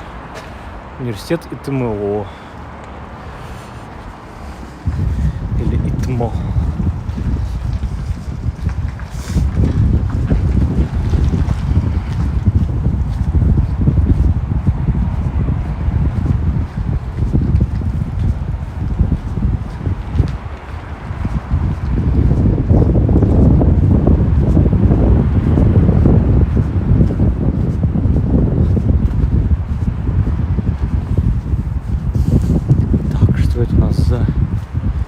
Переулочек. Так. Кому интересно. Все еще биржевой. Так у нас выворачивает хорошо.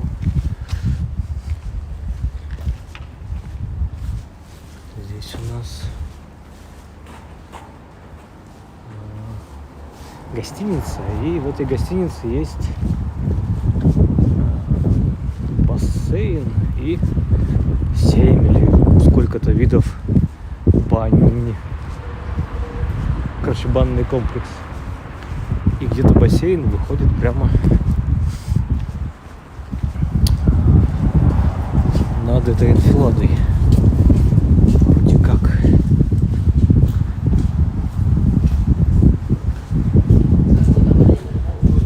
Ох ты, как ты. Ох ты, это завлекуха. Как вам сервировочка?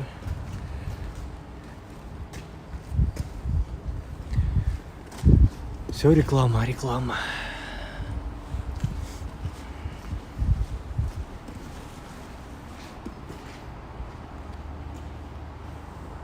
Да.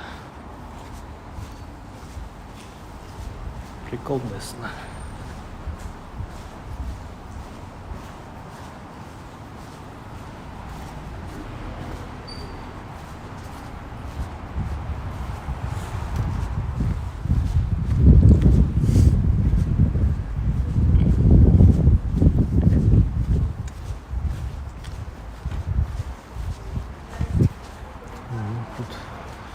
свадебный Кадиллак.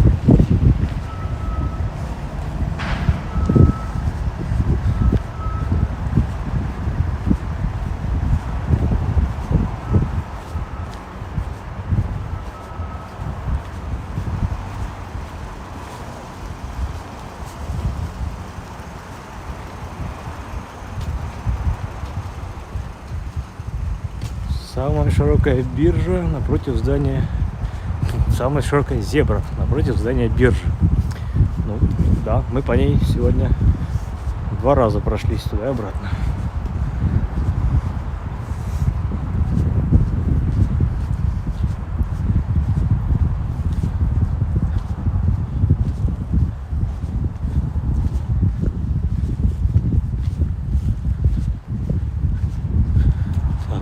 Уже Волковский переулок. Надеюсь, правильное ударение. И никому уши сейчас не обрезало.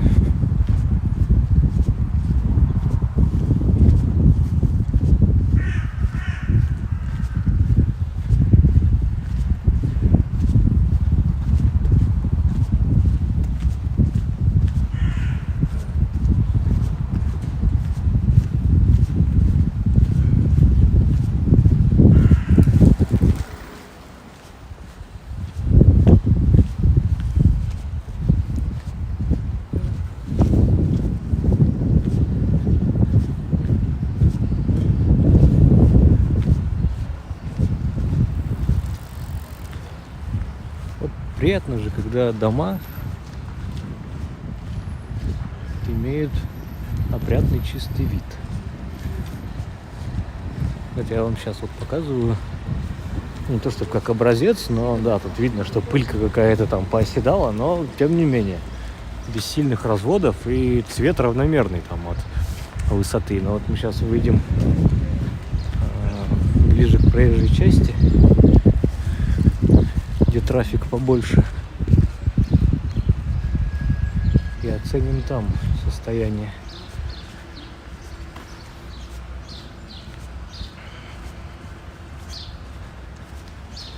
Тучков переулок. Скорее всего, получается, Тучков переулок выходит прямо к Тучковому мосту. Тучков мост на Петроградку. Когда-то, ну, купец или кто-то вот коммерс того времени за свои деньги построил этот мост. Он тогда был деревянный. Конечно же, наводнение он рушился.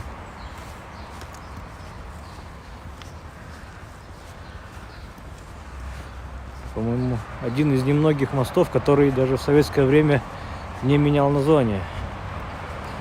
Как он, брусчаточка в Петербурге.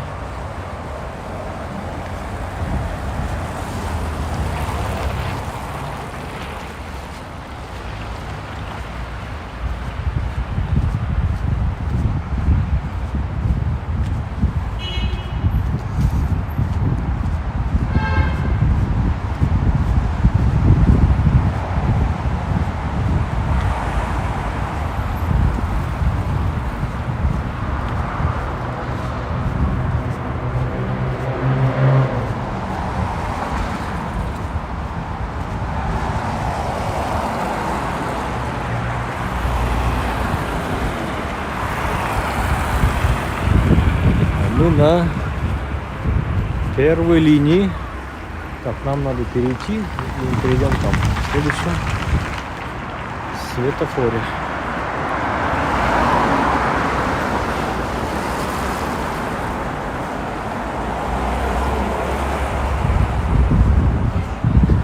Тут есть такая, опять же, географическая, топонимическая особенность наименования улиц. То есть мы вот видим, здесь написано «Кадетская линия». А через дорогу там уже первая линия Васильевского острова. Это к вам о том, что... Чтобы не путались, когда что-то ищете на Васильевском острове. И тем более это будет в адресе линия. То бишь следующая параллельная дорога, которая по логике вторая, она будет вторая, третья. Следующая, четвертая, пятая. Вот сейчас мы пойдем по большому, выйдем на Большой проспект. Хотели на Малый, но видите, что-то я и средний пропустил. Так вот, слева у нас Кадетская, справа первая. Там только, по-моему, уже в самом конце, где Кожевиная линия, это она целиком такая.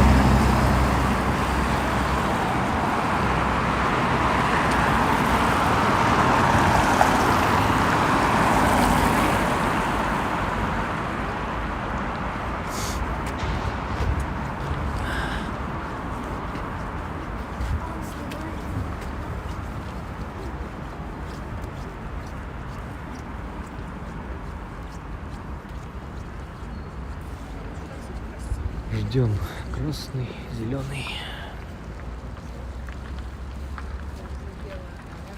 Видите, много такого, что продается. В очередной раз вам повторю, что при желании купить недвижимость в центре Петербурга никакой не составит проблемы. Никакой. Предложений много. Здесь могла быть ваша реклама.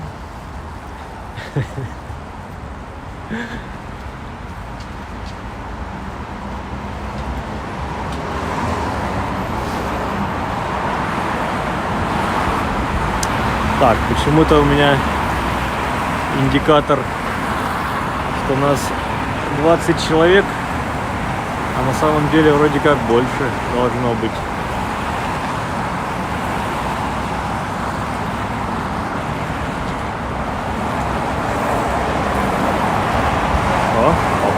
Поправилась.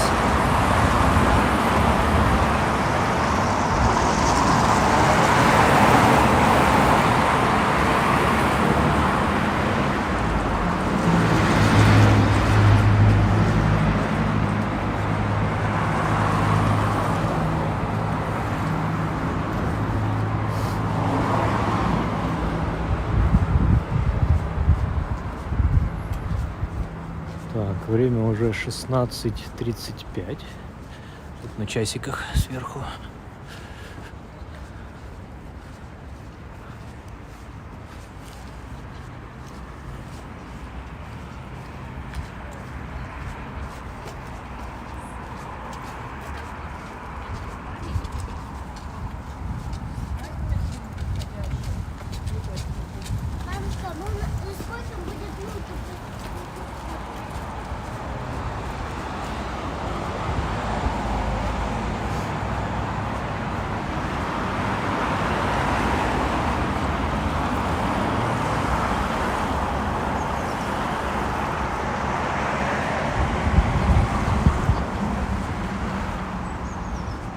Ого!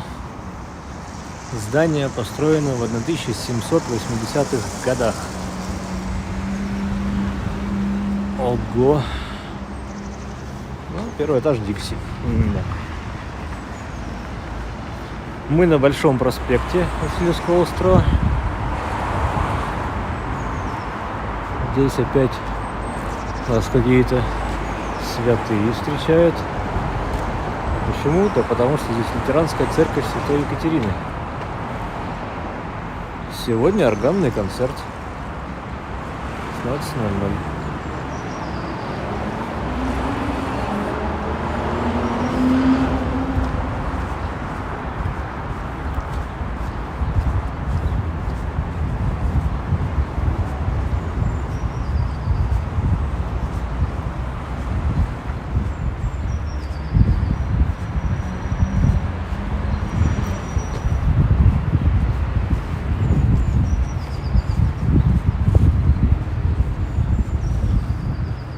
Улица Репина.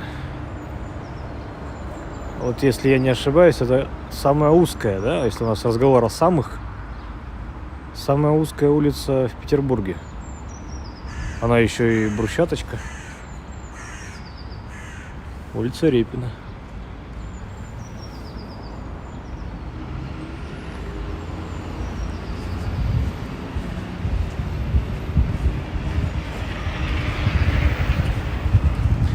Большой проспект заслуженно, как по мне, носит такое название, потому что это действительно, как бы, вы посмотрите, какая ширина проспекта. То есть с учетом еще вот этих всех зеленых зон, сопутствующих всяких подъездов, проездов и тротуаров, он практически на всем своем протяжении до залива, до конца острова, он такой. Там, конечно, под конец уже ужас становится, но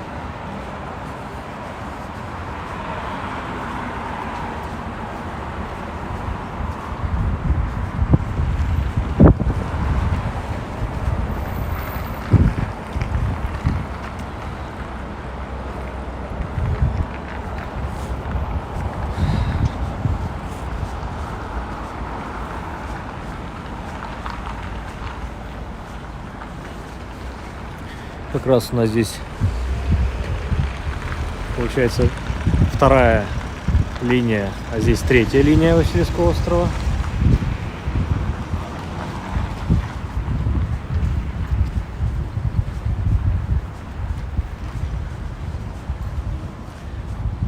Сейчас там приблизимся к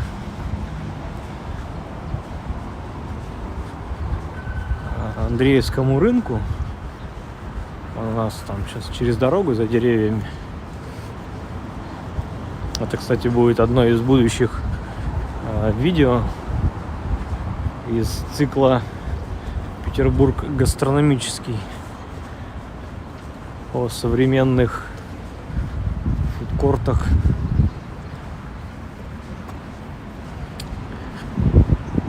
В такой в исторической обертке, скажем так.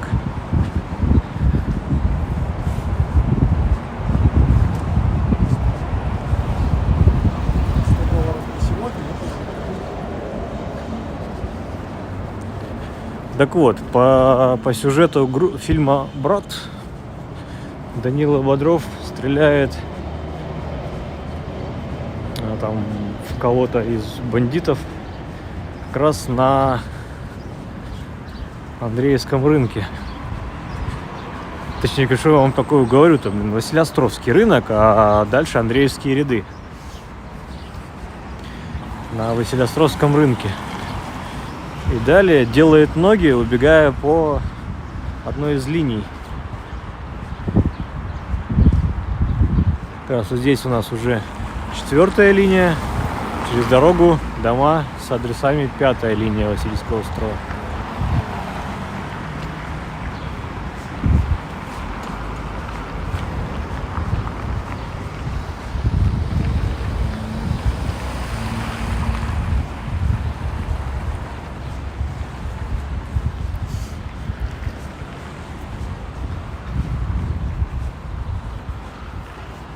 Так что подписывайтесь на канал, и скоро будет видео про Василеостровский рынок.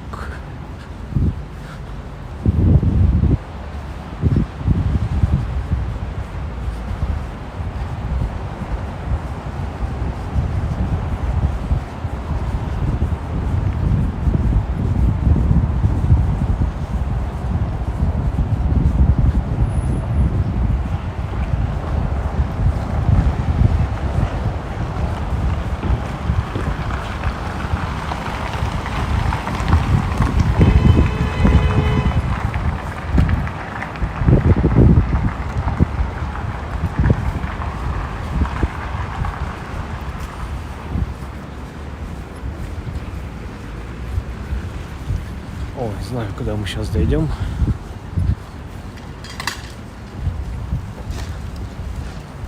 Вот это здание.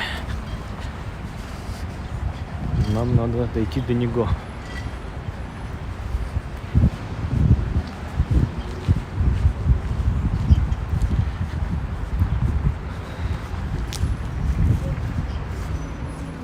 А здесь у нас Федор Александрович Головин. Первый кавалер ордена Андрея Первозванного. Познакомьтесь.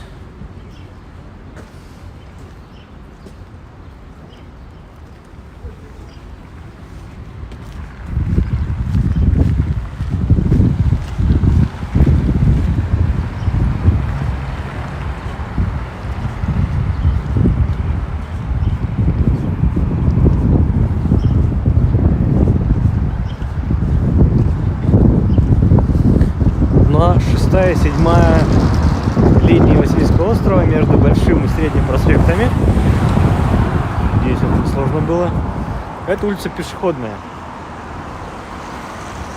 То есть от Большого проспекта и до Невы это проезжая часть, а здесь у нас пешеходная.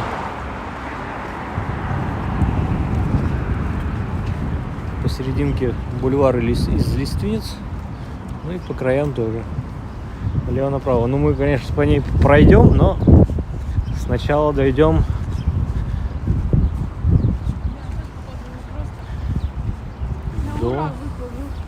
до сами сейчас узнаете. Оп, зеленый.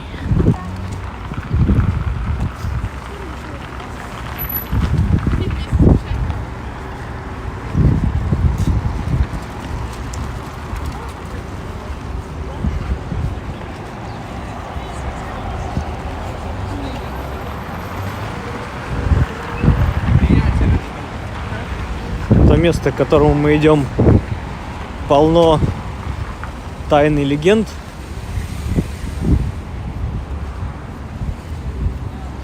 И мистификации, связанной с той работой, которую проводил этот человек. Сейчас сами увидите, узнаете. Потяну немножко интригу. И вот уже вырисовывается на стене аптека профессора доктора Пеля и сыновей. Да, это та аптека Пеля, та аптека, которая была, сейчас, наверное, все по-правильному написано, собственно, придворная аптека, так, при царе. Поставщик двора его императорского величества, вот. Но аптека до сих пор функционирует. Сейчас переключу на широкий угол.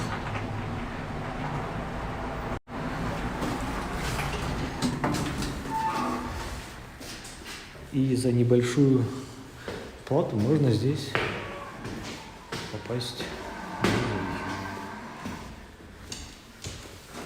Вот. Хоть. Здрасте. Вот здесь уже вход платный. Не будем злоупотреблять. Грифон с денежками.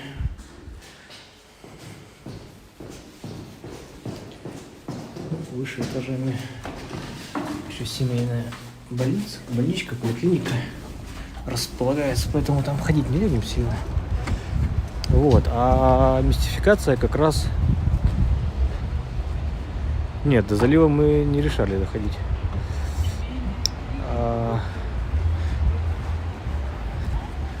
Мистификация вся заключается в том, что во дворе, в внутреннем дворе этого дома есть некая башня, так называемая башня Грифонов. Кто-то когда-то, чтобы попасть, надо пройти там во двор, и двор закрытый. Уже местные жители это все дело пофиксили. Куча надписей и табличек, что никакой башни здесь нет, она там есть, но закрыли туда, надоели все там ходить. А кто-то когда-то эту башню расписал всяческими иероглифами, достаточно не так давно. Но все подумали, что это иероглифы древние, и в них какой-то есть смысл. Отсюда и мистификация. До залива. Ну, слушайте, до залива. Ветрено сегодня и прохладно. Если уж идти до залива, там можно попасть и в морской порт. По-моему, вход туда свободный. Это надо уточнить будет. Ну и территория Севкабеля. Или, как кто-то говорит, Севкабеля. Вот там даже видны опоры западного скоростного диаметра.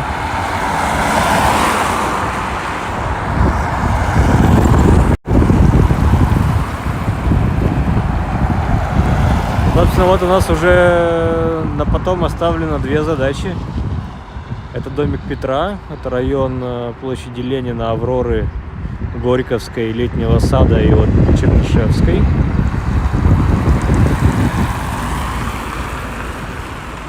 Ну и залив. Это Намыв. Это Севкабель. Это метро Приморская. Улица Наличная. Да и в принципе Васька можно, и Смоленское кладбище, все туда, что православное, что лютеранское. Это прям тема отдельной прогулки. Как вы считаете?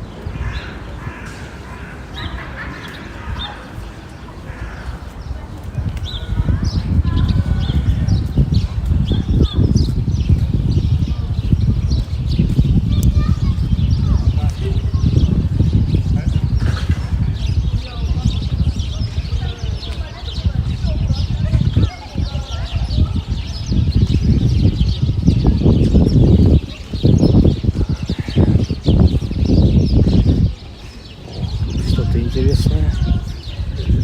Заглянем.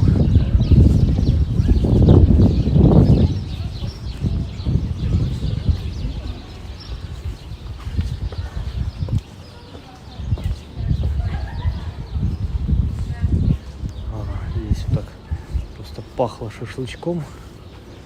Понятно.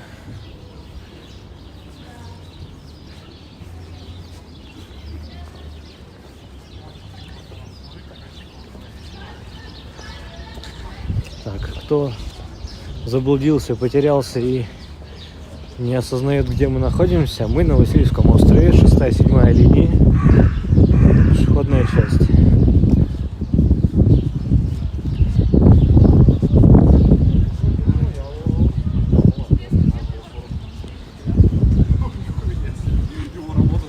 Так, ну и вот, например, этот домик.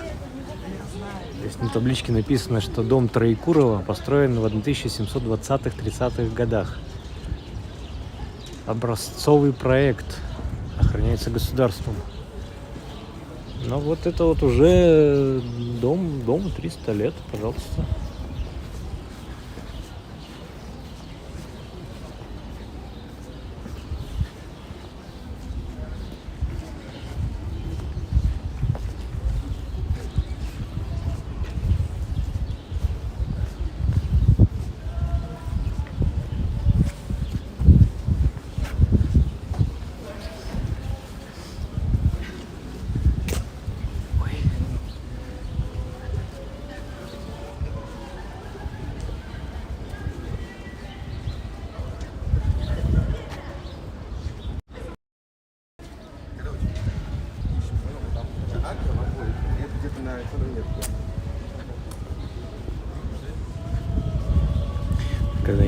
плиты выложены, ну, достаточно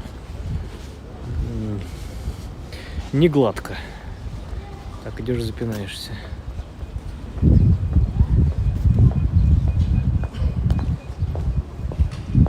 Ну, километров 20, я уже извиняюсь, это такое. Не 20, скорее всего. Так, нет, нас тут не ждут. Тут, ладно. Не будем ломиться. Я хотел пройти по внутренним дворам 6-й линии.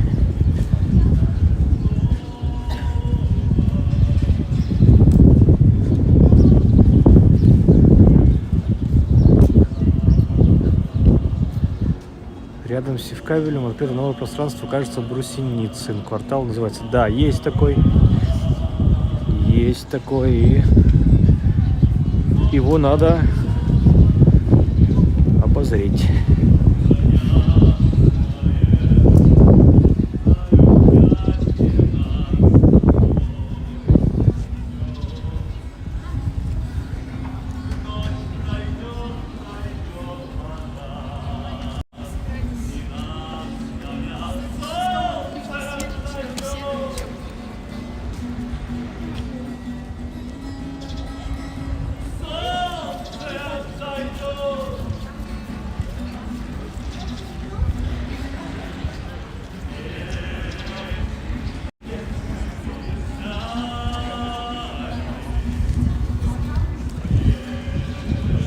Зайдем здесь, во двор. Есть что показать. Опять же, для тех, кому интересно какие-то такие детали и мелочи. Так, они где-то здесь были спрятаны. Вот, смотрите. В стене вмурован такой железный гвоздь. Но и есть второй. Здесь замурованный уже в цементе.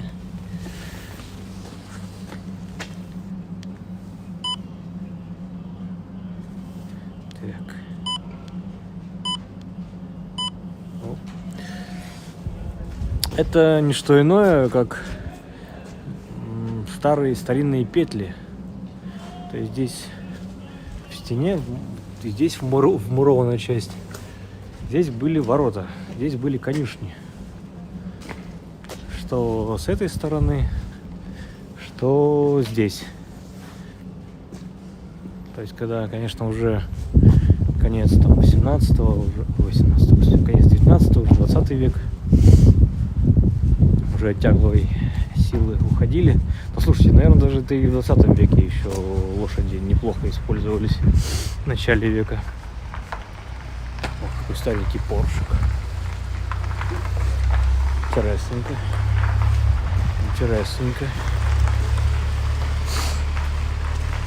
Вот, ну, собственно, когда уже утилитарность назначения этого утратилась, как конюшня, конечно, это все было переоборудовано или в каких-то вариантах под гаражи, но в каких-то вариантах все это дело или под квартиры, или под коммерцию. Так вот эти все брандмауры с хаотичными окошками. Некогда, возможно, это был или реально просто брандмаур, то есть по защите от огня не было окон специально. Может быть, это было два здания друг к другу пристроенных. Но сейчас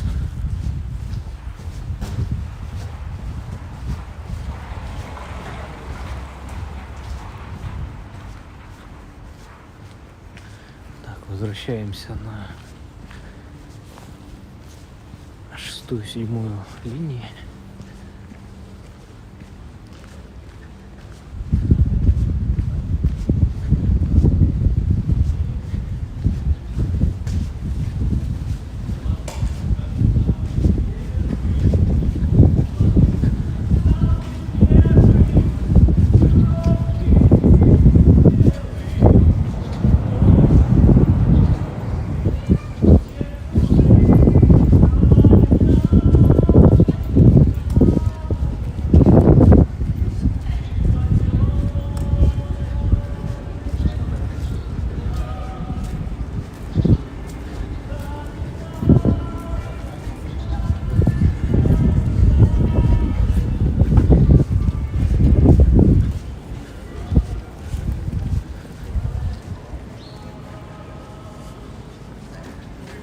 наверное, еще вот в тот двор забежим. Хочется, знаете, так это показать, опять же, контраст внешнего вида.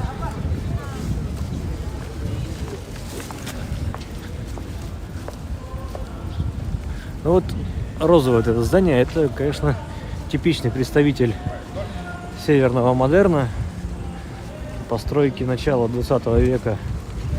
Это 1000, там, условно, 910-е года, там плюс-минус. На удивление, хоть и модерн, но симметричен. Любили тогда еще использовать и асимметрию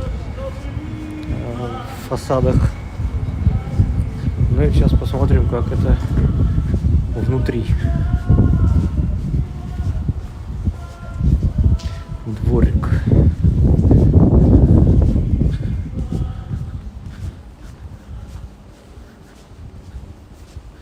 Ну и тут нас встречают внутренние флигели. Такие отдельно пристроенные. Возможно, с переходами. Скорее всего, даже, да, и были переходы. И, ну, посмотрите, тут домик Неболей в виде вот этих затяжек, стяжек. Чтоб стена отдельно от дома не жила. С правой части нет такого.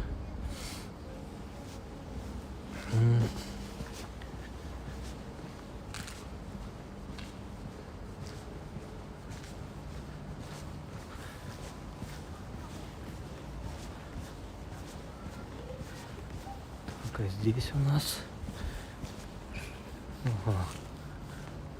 Ага. Прикольно. Стрижки. Как вам?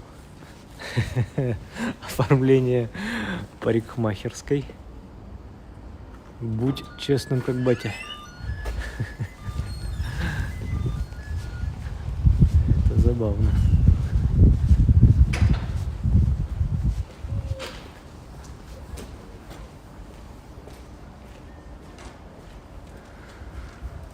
Да, там живут люди. Там живут люди.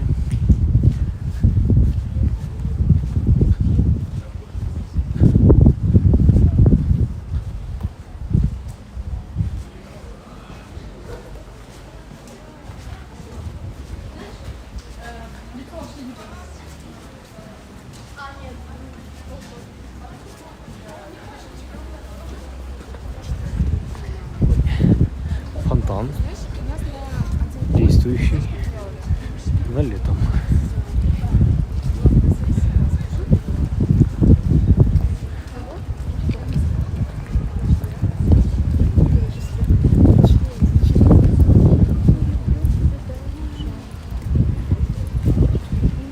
Сильно я злоупотреблять дворами не буду.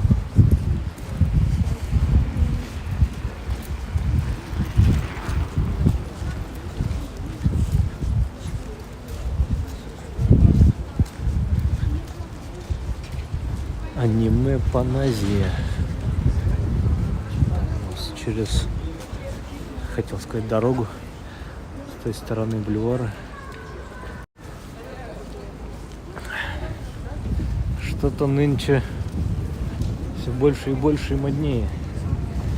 Не просто суши-бары, а именно еще в оформлении стилистики вот этого анимешной.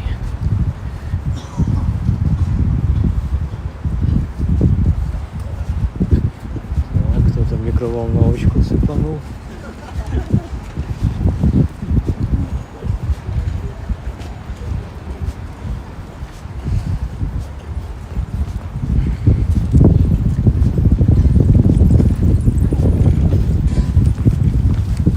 Ну вот уже слева у нас станция метро Василеостровская. Вход и выход. А выходя из метро, нас встречает вот такой памятник Конке.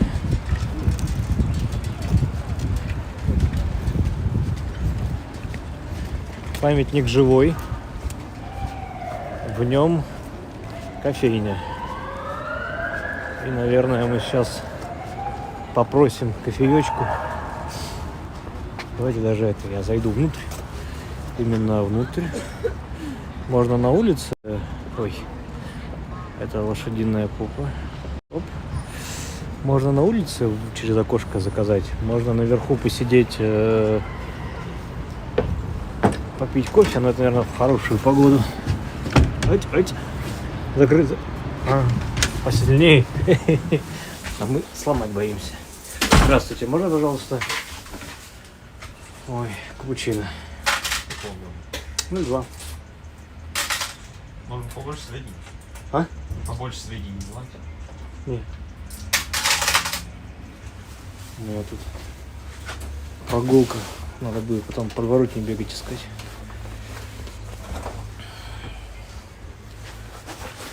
Еще батончик. Нет, спасибо. На альтернативном молоке не желаете приготовить? Банан? А есть безлактозное, в принципе? Если нет, то на обычном. На обычном. Бонусной программе нас не участвуете? Нет. Можно зарегистрироваться, если пару секунд. Да я у вас тут редко бываю. Вы же не сетевые. Маленький капучино 160.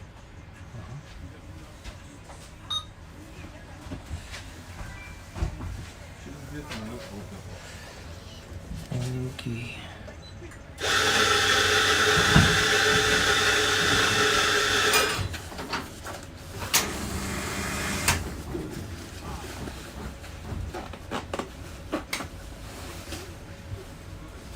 А как тут работает много людей?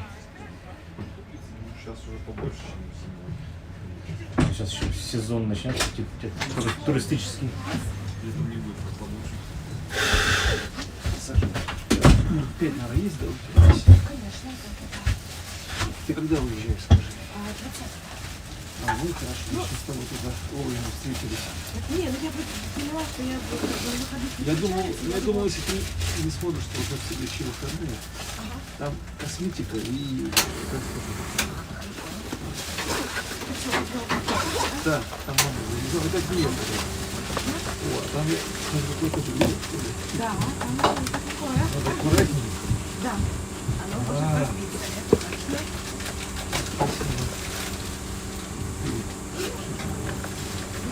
До конца не понимаю, вот все-таки я отложу, как бы, какое-то время. Значит, я все-таки поеду.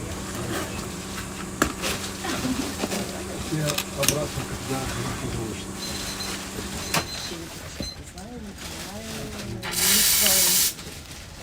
Летом, наверное, теоретически такой. Ну, как бы, да. Ну, вот, там есть еще, как бы, план, что есть виза. Еще куда дальше поедем. Не, ну просто заканчивается, поэтому еще как бы, да, то есть это раз в год съездить, пару месяцев пожить, можно там просто посчитать, может быть, надо вообще все ответственные, что там уже получается, а мы после семьи, ну, там посмотрим, то есть, на самом деле, очень много всяких вкладов по ощущению себя в какой-то точке, не надо. А? Что? Как тебя? Слушай, Аня что-то тяжело. Очень тяжело. Вообще или из-за событий? Слушай, все вместе. Нормально переживала. Да.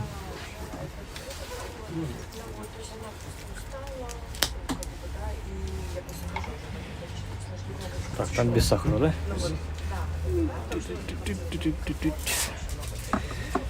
Так, сейчас накидаем сахарочку. Всю жизнь мне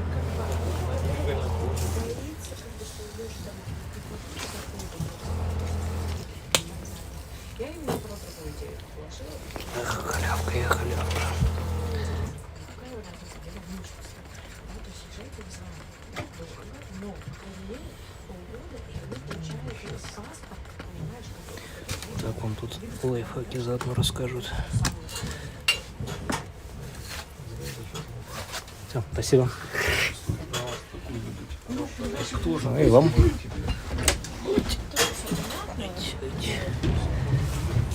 Так. Сейчас. Вот такая рекламная пауза. Никто за нее не платил. Кофеек взят. Ну а конки это же не просто как бы этот вагончик, а это вагончик, который таскал когда-то экипаж из 2 лошадей с извозчиком с таким номер 1. Санкт-Петербург. Кучер номер 1. У него еще на фуражке ГКЖД. Ну и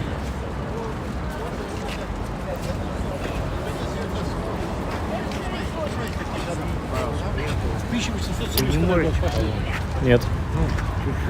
Ну, не могу. Нет.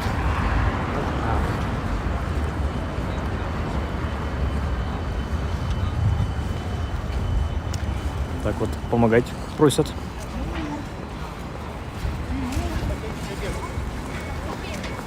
Переходим в Средний проспект. То есть вспоминаем, что на Ваське можно ходить еще и по Среднему, не только по Большому и Малому.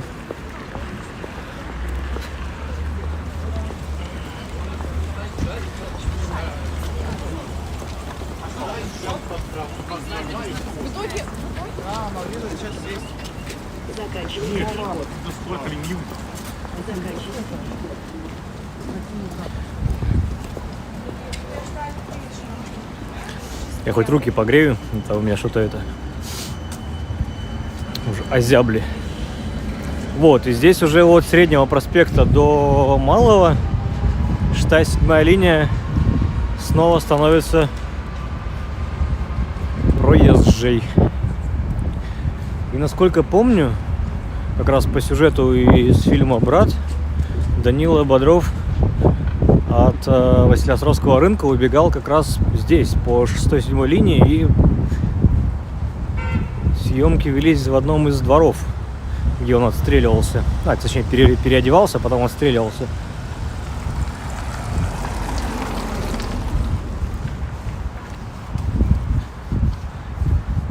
Вряд ли получится этот двор сейчас определить, установить и найти.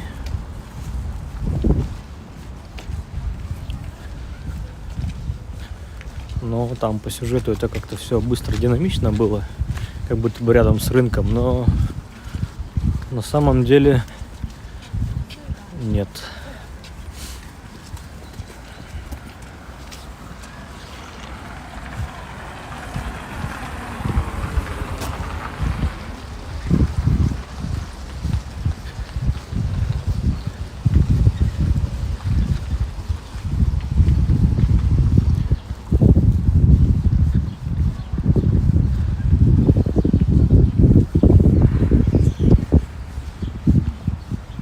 Извиняюсь за звук, это кофе.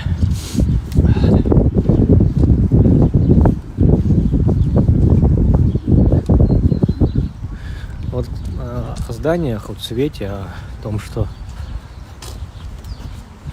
неплохо, когда они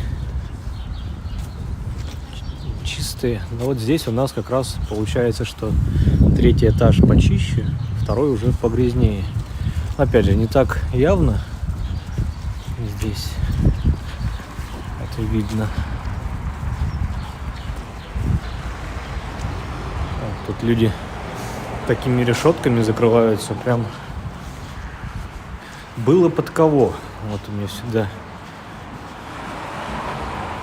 хочется узнать. Открывать на себя. Ага, нет, закрыто. Вот такой дворик зато чистый. С зеленью,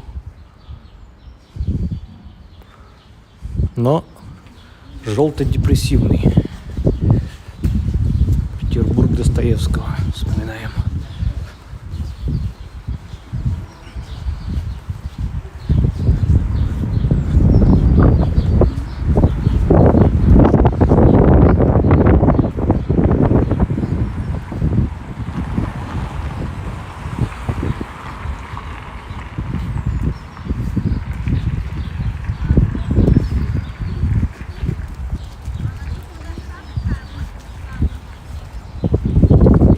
Добрый вечер, Николай. Если кому-то не сложно, загуглите сейчас быстренько места съемок брата. И вот интересует 6-я линия. В каком из домов Данила там убегал.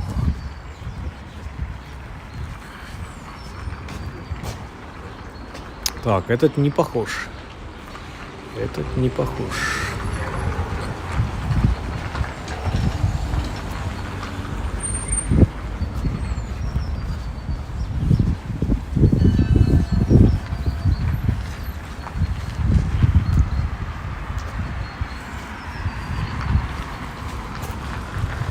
Здесь двор закрыт.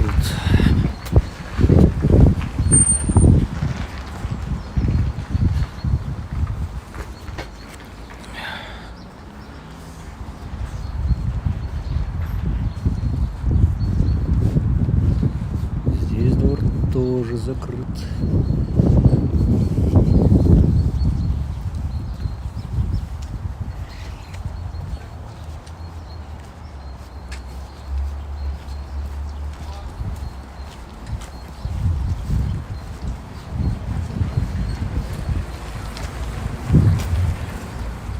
Мы сейчас так и до Малого проспекта дойдем, не обнаружив ничего.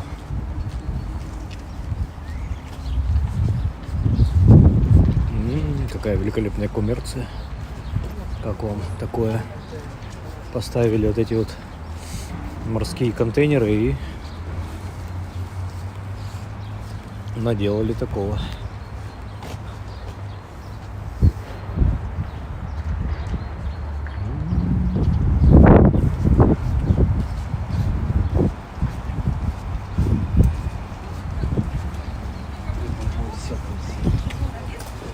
Ох, красота тоже.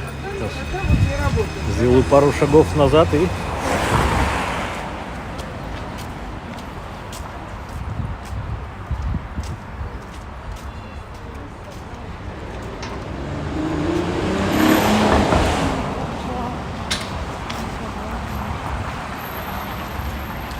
И я проворонил открывавшиеся воротины.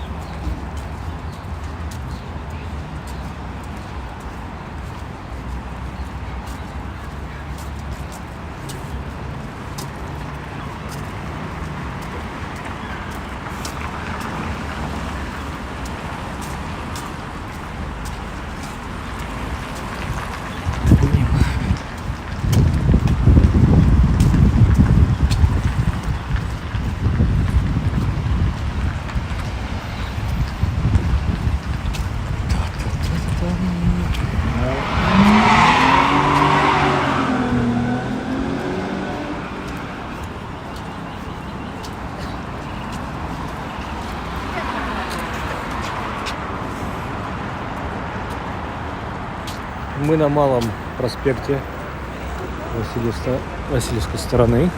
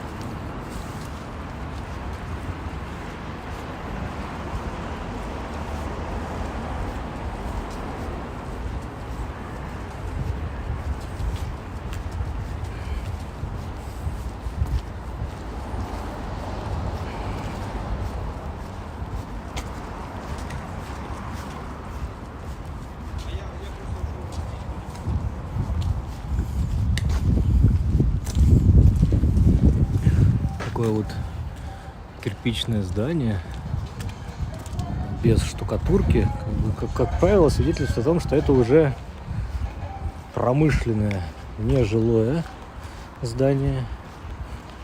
Ох, тут такие внутренние стяжки, похоже.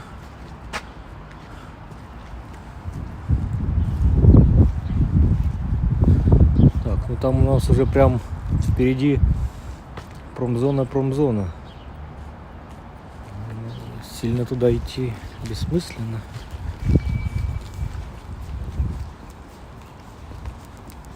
До конца дома дойдем только и все.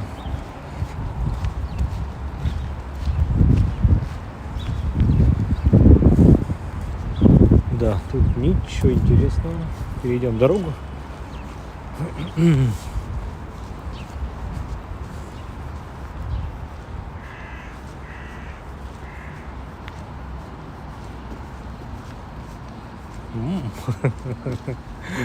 Дайсон, господи. Фирменный сервисный центр. Так что, если у кого-то Dyson сломался, то Петербург, 7-я линия, дом 76. Я их сдал.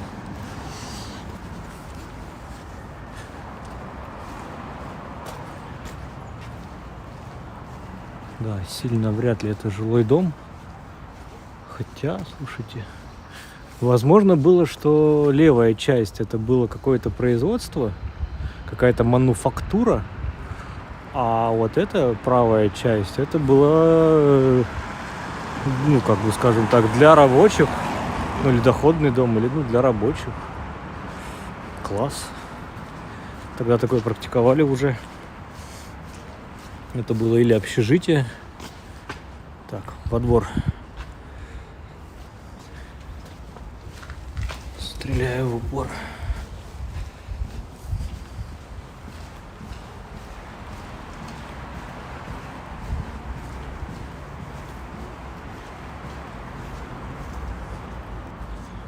Ну, дворы такие достаточно чистые, светлые и зеленые. Это вот вопрос зелени, ну, для меня в Петербурге такой острый вопрос. Отсутствие зелени — это, конечно, большой минус.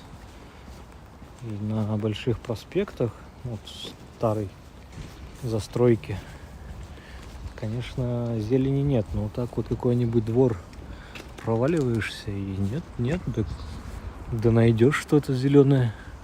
Забавно, да, как дом достроили, восстановили по-горбачевски. Расширили, углубили.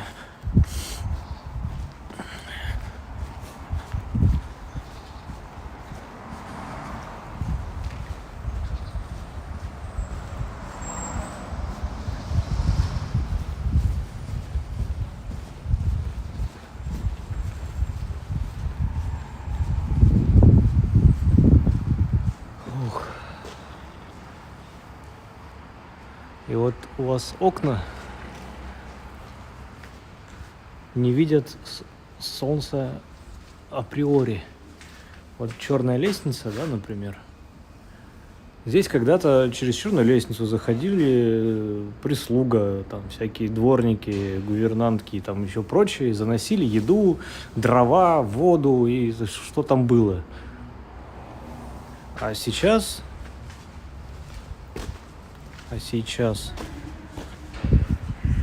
это может быть, ну, или для кого-то по-прежнему черная лестница, а у кого-то вот квартира, да, например, вот здесь был вход, парадная, ну, не парадная, здесь это тоже черный, но парадная с улицы. Ну вот квартира, например, вот целиковая квартира, ну, 2 входа в ней будет, потому что вход парадный с улицы, ты сквозь дом проходишь и поднимаешься, переходишь вот этот флигель по лестнице. Вот. У тебя как бы вход-то с с улицы, все красивенько, все дорого-богато, но на самом деле ты живешь не во фронтальной части здания, а во флигеле. Но кто об этом знает, но зато окна у тебя только чисто в этот двор, который не видит солнца. Так и вот, у кого-то квартиры попилиты пополам, у кого-то эта часть, здесь вход, у кого-то часть там выход. И все. И будьте здравствуйте. Такой Петербург.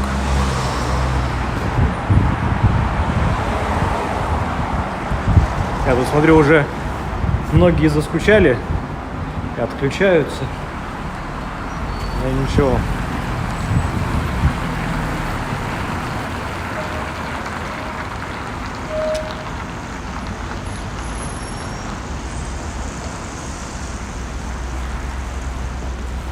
Вышли на 8-й. С той стороны у нас 9-я линия.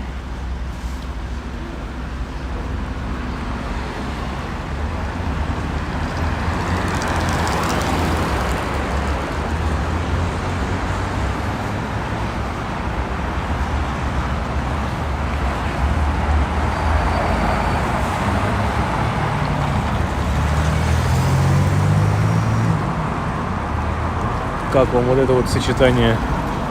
Опять сквозь века. Включу. Вот современный торговый центр. Здесь двухэтажная.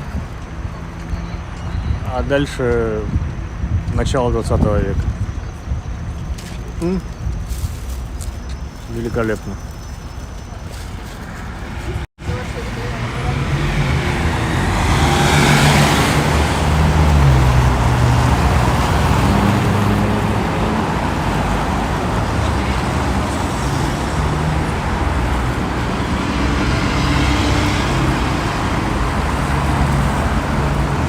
Спрашивает Алена, холодно ли сегодня? Да, сегодня прохладно, не критично, ветра холодного нет, но -1. -1.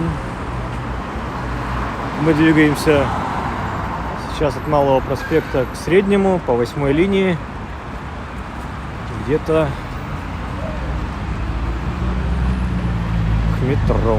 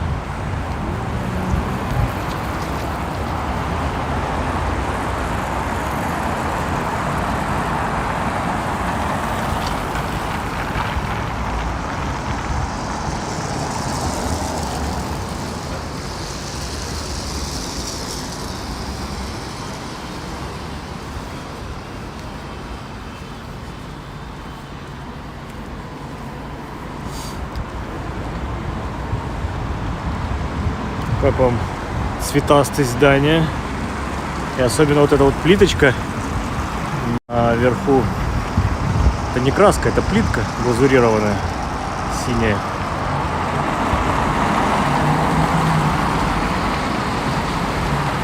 А снизу коричневая.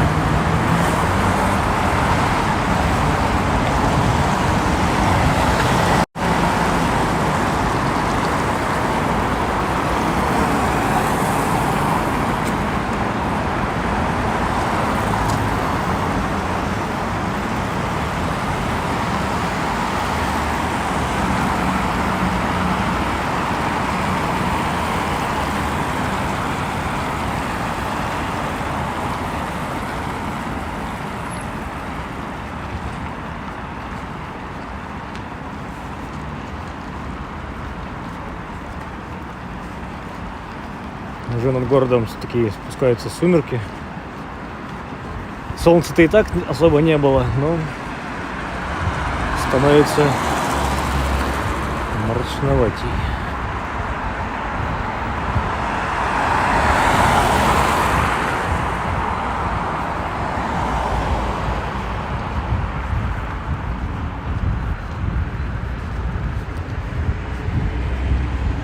Ох, какой слева вот. Как дворец опять. Так, приблизим.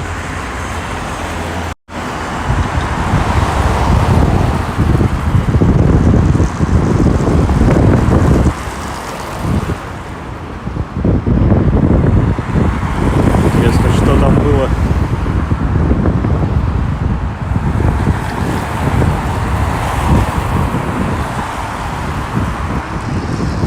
А жилой дом, понимаете, вот здесь. Лестница номер 1. Первый этаж, 13 квартира. Второй этаж, нет квартиры. Третий этаж, 27. Легко. Понимаете? Легко.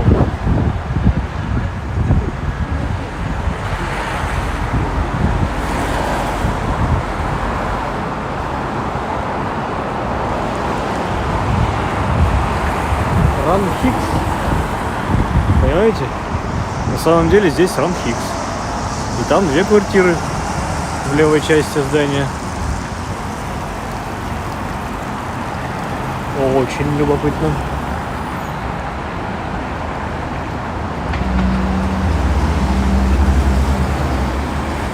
Вот эти, конечно, потрепанные ветром, дождем и солнцем фасады совсем не презентабельны. Ой.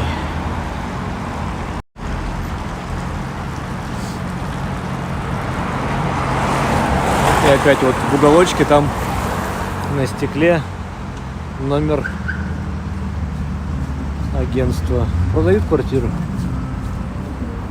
О, а слева у нас советская стройка. Великолепно.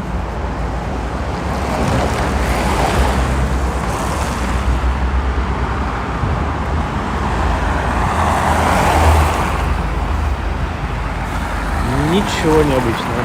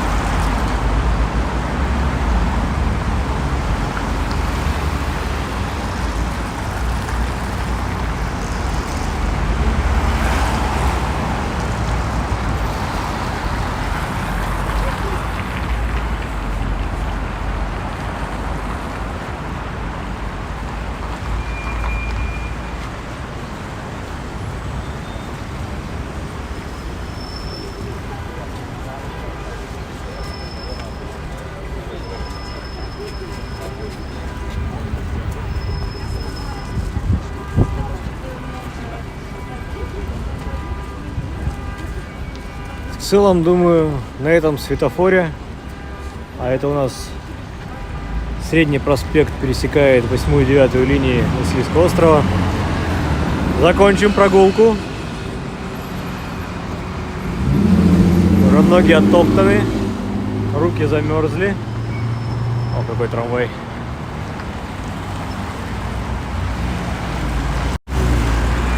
Спасибо, что были. Кто-то всю прогулку, кто-то присоединился во время. Ну и также большое спасибо тем, кто будет смотреть это в записи, эту трансляцию. Подписывайтесь на канал. Отправляйте донаты. Все будет на благо Родины использовано. Спасибо. Всем пока.